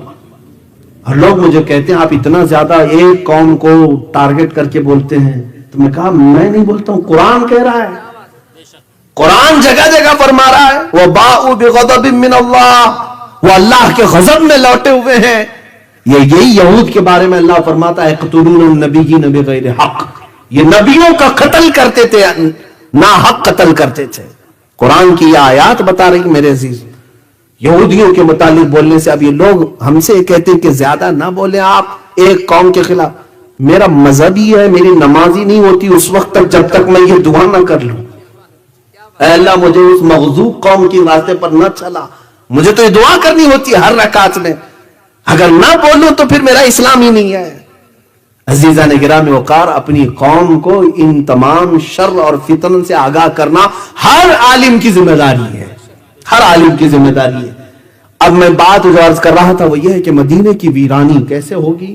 ہو سکتا ہے عبادات سے وہ عاری ہو جائیں گے، لوگ وہاں چھوڑ کر چلے جائیں. یہاں تک کہ ایک حدیث میں یہ بھی ملتا ہے کہ تم دیکھو کہ مسجد نبوی میں درندہ آ جائے گا. اللہ کے حبیب صلی اللہ تعالی علیہ وسلم نے فرمایا، بعض محدثین نے اس حدیث کو پڑھتے ہوئے یہ فرمایا ہو سکتا ہے یہ اسی زمانے کے بارے میں فرمایا جب یزید نے حرہ جس کو کہتے ہیں، یزید کے گورنر نے جب مدینے پر چڑھائی کی تھی تو مدینے والوں کو لوٹ لیا تھا. وہاں پر 3 دن تک مسجد نبوی میں اذان نہیں ہوئی تھی، گھوڑے باندھے گئے تھے. وہ ایام حرہ کے متعلق بھی یہ ہو سکتی ہے حدیث، لیکن قیامت کے قریب کے متعلق حدیث آئی ہے. تو مدینے کی ویرانی کے فوراً بعد جو حضور نے فرمایا وہ بیت المقدس کی آبادی وہ اس زمانے میں لگ رہی ہے. یروشلم کو انہوں نے اپنا کیپٹل بنا دیا. یہ سب نیوز آپ کو معلوم ہوگی. اسرائیل اب اپنے کیپٹل یروشلم کو بنایا، بیت المقدس کو. امریکہ نے اس کو تسلیم کر لیا، بڑی بڑی کنٹریز نے تسلیم کر لیا. آج تک یہ معمہ تھا، آج تک یہ جو ہے لائن حل مسئلہ تھا کہ فلسطین اور اسرائیل کے درمیان یہ پہلے سے اقوام متحدہ جو UN ہے وہ اس کو تسلیم نہیں کرتا کہ تل ابیب جو اسرائیل کا کیپٹل تھا وہیں تم رہو. لیکن آج اس نے دادا گیری کر کے بیت المقدس پر ہم قبضہ کر لیا اور اپنی سفارت خانے بھی دوسری کنٹریز کے وہاں منتقل کر دیے، اپنا کیپٹل بنا دیا. اور اب یہود کا منصوبہ یہ ہے کہ بیت المقدس مسجد اقصی کو ختم کرنا ہے. وہاں پر انہوں نے جعلی ارتھ کویک بھی لائے، زلزلے لا کر کے کسی طرح مسجد گر جائے. اس کے بعد ان کو ہیکل سلیمانی بنانا ہے، 3rd ٹیمپل اس کو کہیں گے، یہ بنانا ہے. کیونکہ یہودیوں کے عقیدے میں یہ ہے کہ جب 3rd ٹیمپل بنائیں گے تب ان کا مسیحا آئے گا. وہ مسیحا کس کو کہتے ہیں؟ دجال کو کہتے ہیں. دجال کے انتظار میں ہیں یہودی، کیونکہ دجال کی فوج میں سب سے زیادہ جو لوگ ہوں گے وہ صرف یہودی ہوں گے. یہودی اس کے انتظار میں روزانہ نہ جانے کیا کیا بلی چڑھاتے ہیں، تسبیح پڑھتے ہیں، اس کے آنے کے انتظار میں دعائیں کرتے ہیں. دیکھیں مسیحا کا لفظ جو ہے 3 بڑے مذہبوں میں ملتا ہے، یہودیوں کے مذہب میں، عیسائیوں کے مذہب میں اور ہمارے مذہب میں بھی مسیحا کا لفظ، لیکن ڈیفرنٹ ہے. سوچنے کی فکر کرنے کی طریقہ الگ الگ ہے. یہودی دجال کو مسیحا سمجھتے ہیں اور مسلمان اور عیسائی عیسیٰ علیہ السلام کو مسیحا سمجھتے ہیں. ہم بھی عیسیٰ علیہ السلام کے انتظار میں ہیں، عیسائی بھی انتظار میں ہیں. بعض عیسائی، بعض تو یہ کہتے ہیں کہ وہ مصلوب ہو گئے، قتل ہو گئے، ان کو پھانسی دے دی گئی. لیکن بعض ان میں بھی بہت ساری فرقے ہیں، آرتھوڈکس ہیں، کیتھولک ہیں، پروٹسٹنٹ ہیں، سب کے عقیدے اپنے اپنے الگ الگ بنے ہوئے ہیں. انجیلوں کی بھی قسمیں الگ الگ ہو گئی، بائبل کی کتنی. بہرحال ایک متفقہ عقیدہ یہ ہے کہ عیسیٰ علیہ السلام دوبارہ آئیں گے، اور مسلمانوں میں تو سب میں اتفاق ہے. حضور نے فرمایا قیامت اس وقت تک نہیں آئے گی جب تک عیسیٰ ابن مریم نازل نہ ہو جائے. حضور نے فرما بھی دیا ہے کہاں آئیں گے، کیسے آئیں گے. دمشق میں آئیں گے، ملک شام میں عیسیٰ علیہ السلام وہاں آئیں گے. اب یہ بعد کی باتیں ہیں، یہ علامات. اور تو یہاں بات تھی بیت المقدس کی آبادی. 2 لاکھ بستیاں ابھی یہودیوں نے بنائی جہاں پر بینڈ تھا. 2 لاکھ لوگوں کو بسا دیا. یہ آباد کرتے جا رہے ہیں اور سارے 5 سٹار ہوٹل یروشلم کی طرف جا رہے ہیں. یہ بیت المقدس کی آبادی ہے. فرمایا گیا تھا جو حدیث میں کہ بیت المقدس آباد ہوگا، مدینے کو ویران کیا جائے گا. سوچو آپ، یہ تو میں صرف گیس کر کے آپ کو قریب کرنا چاہ رہا ہوں. اس کے بعد ان لوگوں نے ساری ملٹی نیشنل کمپنیاں جتنی بھی ورلڈ کی ہیں ان سب کا سینٹر انہیں اسرائیل میں بنانا ہے، یروشلم میں بنانا ہے. چند دنوں کے بعد آپ دیکھو گے یہ جو سپر پاور ہیں یہ بھی سب ٹوٹ کر بکھر جائیں گے اور ون ورلڈ آرڈر کے اعتبار سے سب اسرائیل کی طرف منتقل ہو جائیں گے. سب کو وہ اپنا کرتا دھرتا اسی کو ماننا شروع کر دیں گے. بہرحال یہ وہاں کے ایک عالم نے بھی خود بیان کیا ہے، یہودی عالم نے، وہ ربی ہے، اس نے خود بیان کیا ہے. ابھی ابھی کی بات ہے، لاک ڈاؤن کے ٹائم پہ اس نے خود ایک بیان دیا کہ ہمارے نیکسٹ پلان کیا کیا ہے. بہرحال اگر ہم بیان کریں تو کون سا قصور ہے. عزیزان گرامی وقار، یہ بیت المقدس کی آبادی، مدینے کی ویرانی کے بعد جو ملحمت الکبریٰ ہے وہ کیا ہے سنیں. ایک جنگ ہوگی، بہت بڑی جنگ، جس کا ذکر ان کی مقدس کتابوں میں بھی آیا ہے، جس کو ہرمجدون کہا گیا اردو میں، اور انگلش میں ارمیگڈون کہتے ہیں. ارمیگڈون تلاش کر لینا میرے بچوں، اس کو پڑھو، آپ تحقیق کرو قیامت آنے سے پہلے کیا کیا ہوگا. یہ سب میرے آقا مخبر صادق صلی اللہ علیہ وسلم نے بیان کیا. یہ جنگ اتنی خطرناک ہوگی. حضور پاک صلی اللہ علیہ وسلم فرماتے ہیں اسلام کے مخالف جو لوگ آئیں گے وہ 80 جھنڈوں کے نیچے آئیں گے. ہر جھنڈے کے نیچے 12,000 کی فوج ہوگی. تعداد بھی میرے آقا نے بیان کی. اس اعتبار سے دیکھا جائے کیلکولیشن کر کے 9,60,000 کی فوج تم سے لڑنے کے لیے آئے گی. اب یہ مسلمانوں کے لیے بڑا ہی سخت ترین دن ہوگا.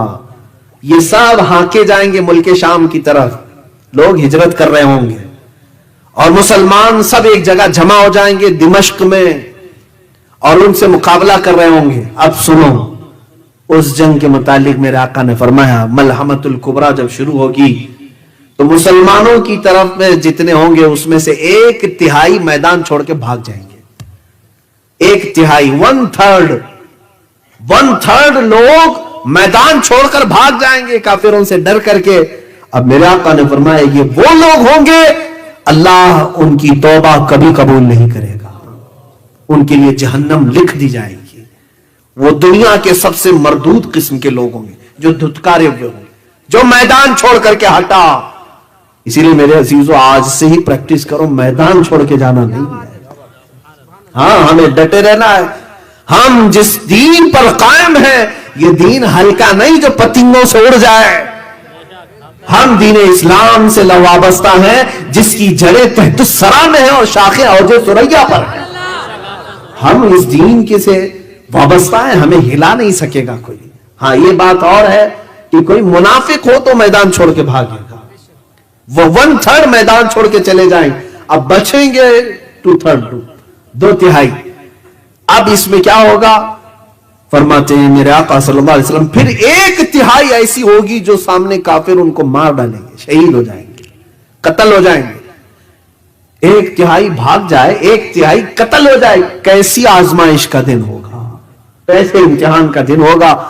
میرے آقا فرماتے ہیں تم دیکھنا یہ وہ شہید ہوں گے جو روئے زمین پر سب سے افضل شہید ہوں گے، افضل شہید ہوں گے.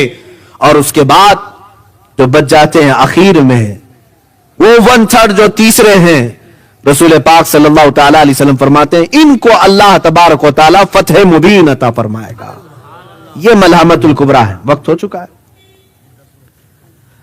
رسول پاک صلی اللہ تعالی علیہ وسلم نے فرمایا یہ ملحمت الکبریٰ. اس کے بعد مسلمان 1/3 جو وہ بچے ہوں گے وہاں سے نکلیں گے، فتح قسطنطنیہ ہوگا اور اس کے فوراً بعد دجال ظاہر ہوگا. دجال کیا ہے؟ یہ دنیا کا سب سے بڑا فتنہ.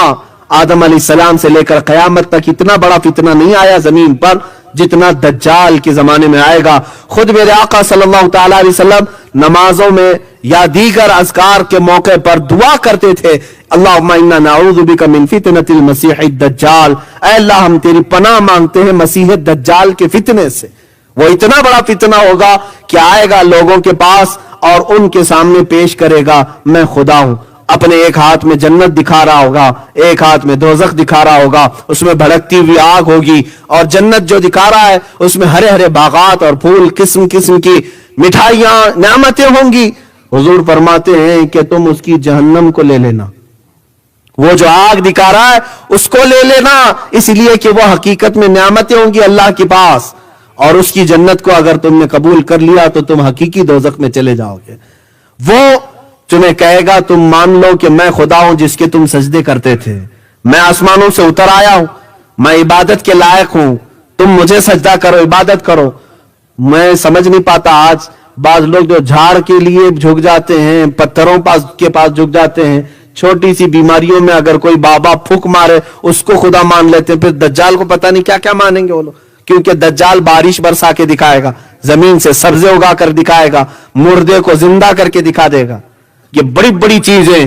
تو جو جاہل ہیں وہ جٹ والے باباؤں کو اللہ کا ولی بول دیتے ہیں, تو دجال کو پتہ نہیں کیا کہہ دیں گے, کتنے القاب سے اسے نواز دیں گے کہ یہ تو اس کو پیر بنا لیں گے. ایسے وقت میں ایمان کی آزمائش ہوگی, بہت سارے ایمان چھوڑ دیں گے اور اس کو خدا مان لیں گے, اور یہ سب سے بڑا فتنہ ہوگا دنیا کا, اور دجال لوگوں کی ایمان خرید رہا ہوگا. لیکن جو مخلص مومن ہے, جو صرف اللہ پر ایمان رکھتا ہے, وہ ان کے عجائبات پر ٹس سے مس نہیں ہوگا, یہاں تک کہ اسے وہ گرم کھولتے ہوئے تیل میں بھی ڈالے گا تب بھی وہ لا الہ الا اللہ ہی کہہ رہا ہوگا. عزیزان اکرامی, یہ دجال کا فتنہ جیسے ہی ختم ہوگا, یہ کیسے ختم ہوگا؟ حضرت عیسیٰ علیہ السلام کے ذریعے سے. اللہ تعالیٰ عیسیٰ علیہ السلام کو اتارے گا, ان کی خوشبو سے وہ پگھل رہا ہوگا, ان کی خوشبو سے پگھل رہا ہوگا. 40 ہی دن دنیا میں وہ رہے گا, لیکن فتنہ مچائے گا. بعض نے کہا ہے کہ 7 سال رہے گا, بہرحال لیکن بڑا فتنہ کرے گا, لوگوں کو بہکائے گا, اور اس کے بعد عیسیٰ علیہ السلام اپنی تیر سے مقام لد میں اسے ماریں گے. لد یہ اسرائیل میں ایک جگہ ہے, وہاں اسے قتل کریں گے. اس کے بعد اب جو خوشی کی بات ہے, قیامت سے پہلے اتنی باتیں علامات آپ نے سنی, سب میں ڈر ہی لگا, ڈر ہی لگا. لیکن خوشخبری کی بات یہ ہے, میرے آقا فرماتے ہیں اس کے بعد پوری دنیا میں صرف پرچم اسلام لہرائے گا. جو اللہ کا وعدہ ہے, الذی ارسل رسولہ بالہدی ودین الحق لیظہرہ علی الدین کلہ, وہ خدا ہے جس نے اپنے رسول کو بھیجا دین حق کے ساتھ اور ہدایت کے ساتھ, اس لیے کہ یہ دین پوری دنیا پر غالب کر کے رہے گا. وہ غلبہ اس وقت آئے گا, اور وہ کس کے ہاتھ سے ہوگا؟ امام مہدی کے ہاتھ سے ہوگا. امام مہدی کون ہے؟ میرے آقا فرماتے میری اولاد میں ایک اخیر زمانے میں میرا بیٹا پیدا ہوگا جس کا نام میرے نام سے مشابہ ہوگا. حضرت امام مہدی کا نام محمد ہوگا. وہ سادات میں سے ہوں گے, اہل بیت میں سے ہوں گے, اور مدینہ طیبہ میں ان کی پرورش ہوگی, اور وہ مکہ مکرمہ میں آئیں گے, اور رمضان کا مہینہ ہوگا.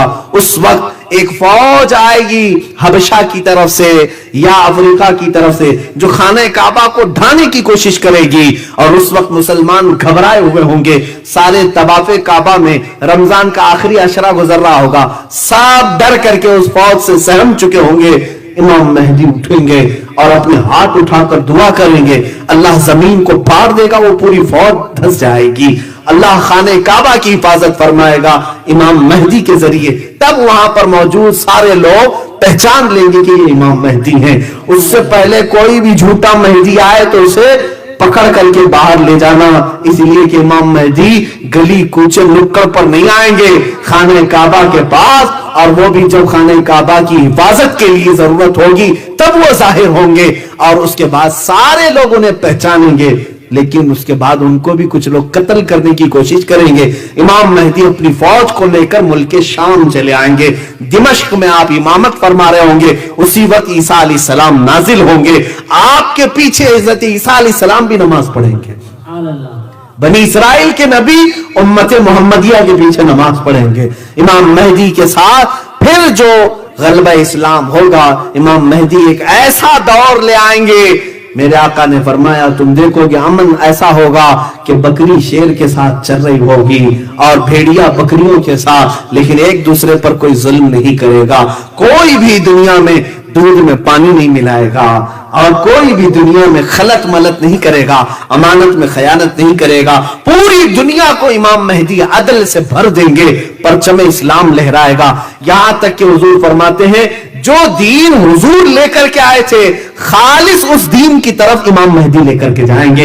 یعنی سارے فرقے ختم ہو جائیں گے, ساری جماعتیں ختم ہو جائیں گی, سارے باطل پیر مر جائیں گے, صرف اور صرف ایک ہی جھنڈا لہرائے گا, وہ حق جماعت کا ہوگا, وہ امام مہدی کے ہاتھوں ہوگا.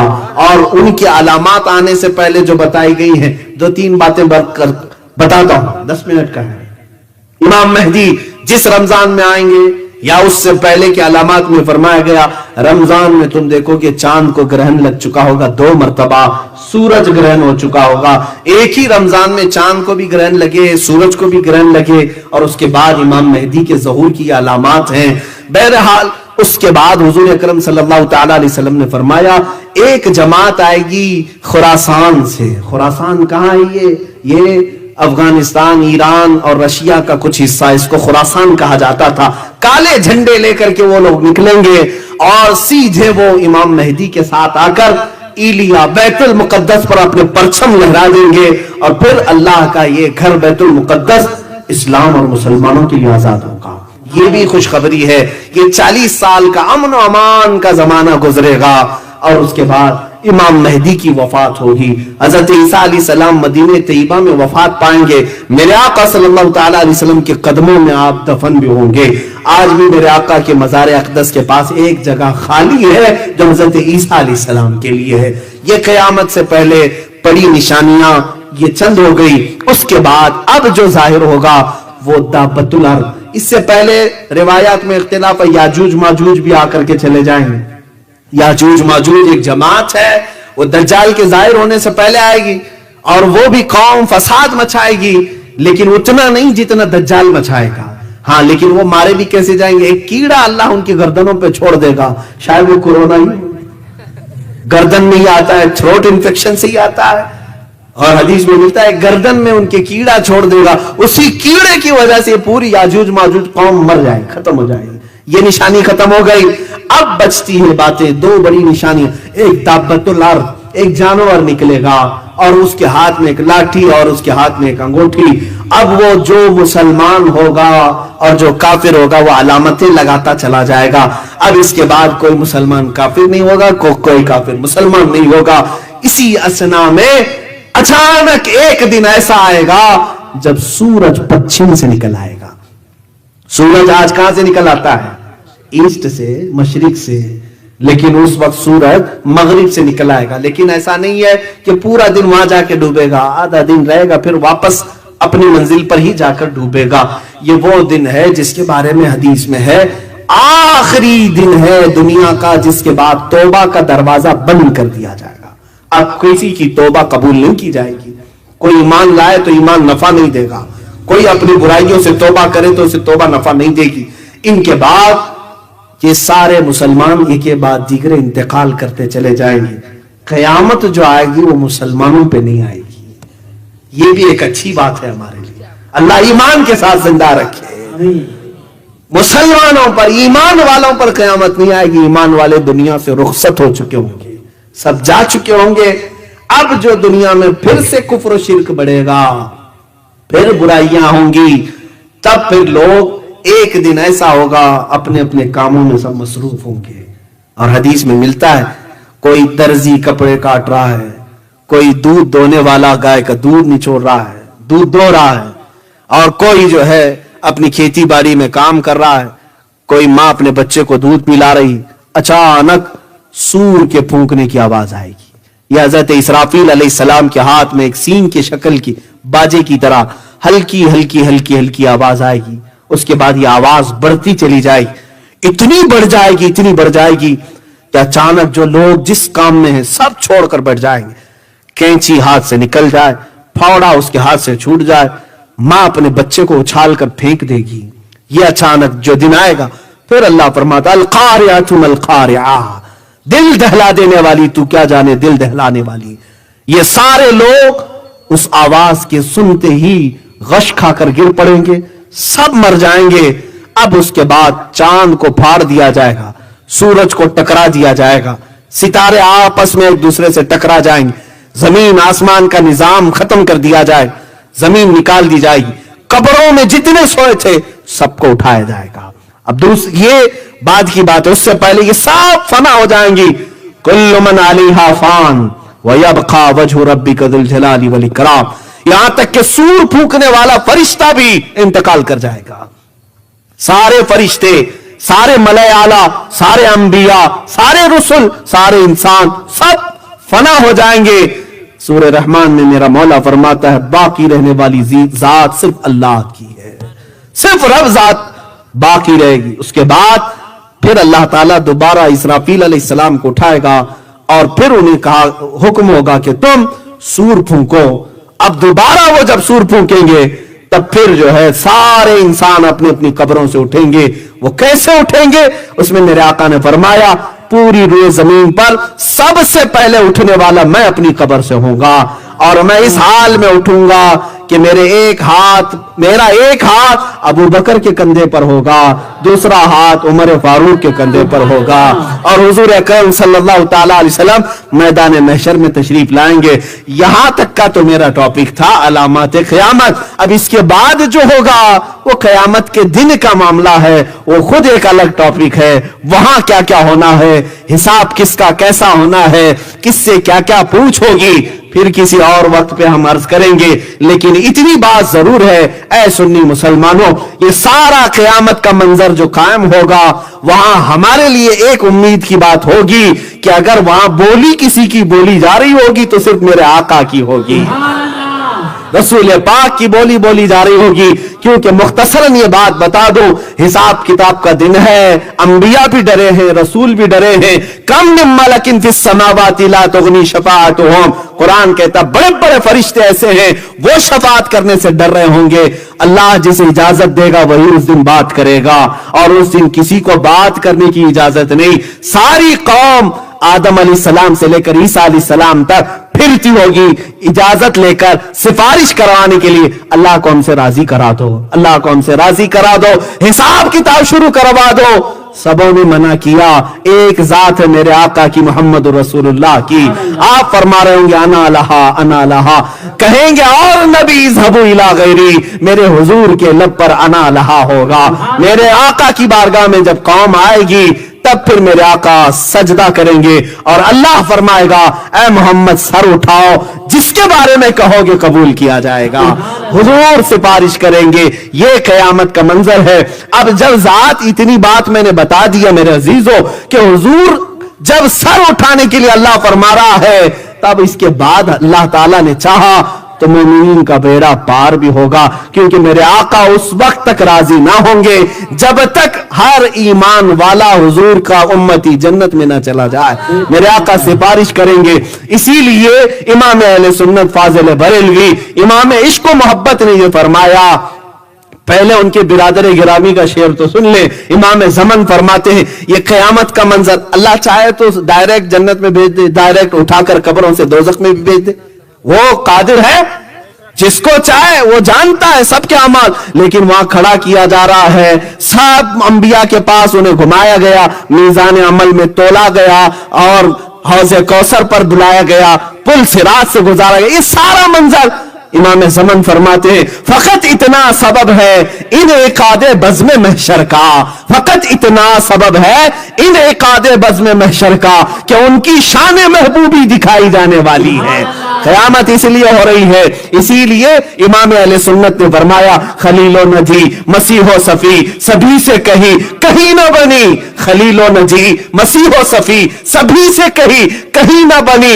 ये बेखबरी की खल्क फिरी कहां से कहां तुम्हारे लिए। या रसूल अल्लाह दहन में जुबान तुम्हारे लिए, बदन में है जान तुम्हारे लिए, हम आए यहां तुम्हारे लिए, उठे भी वहां तुम्हारे लिए। वाखिर दावाना अल्हम्दुलिल्लाहि रब्बिल आलमीन।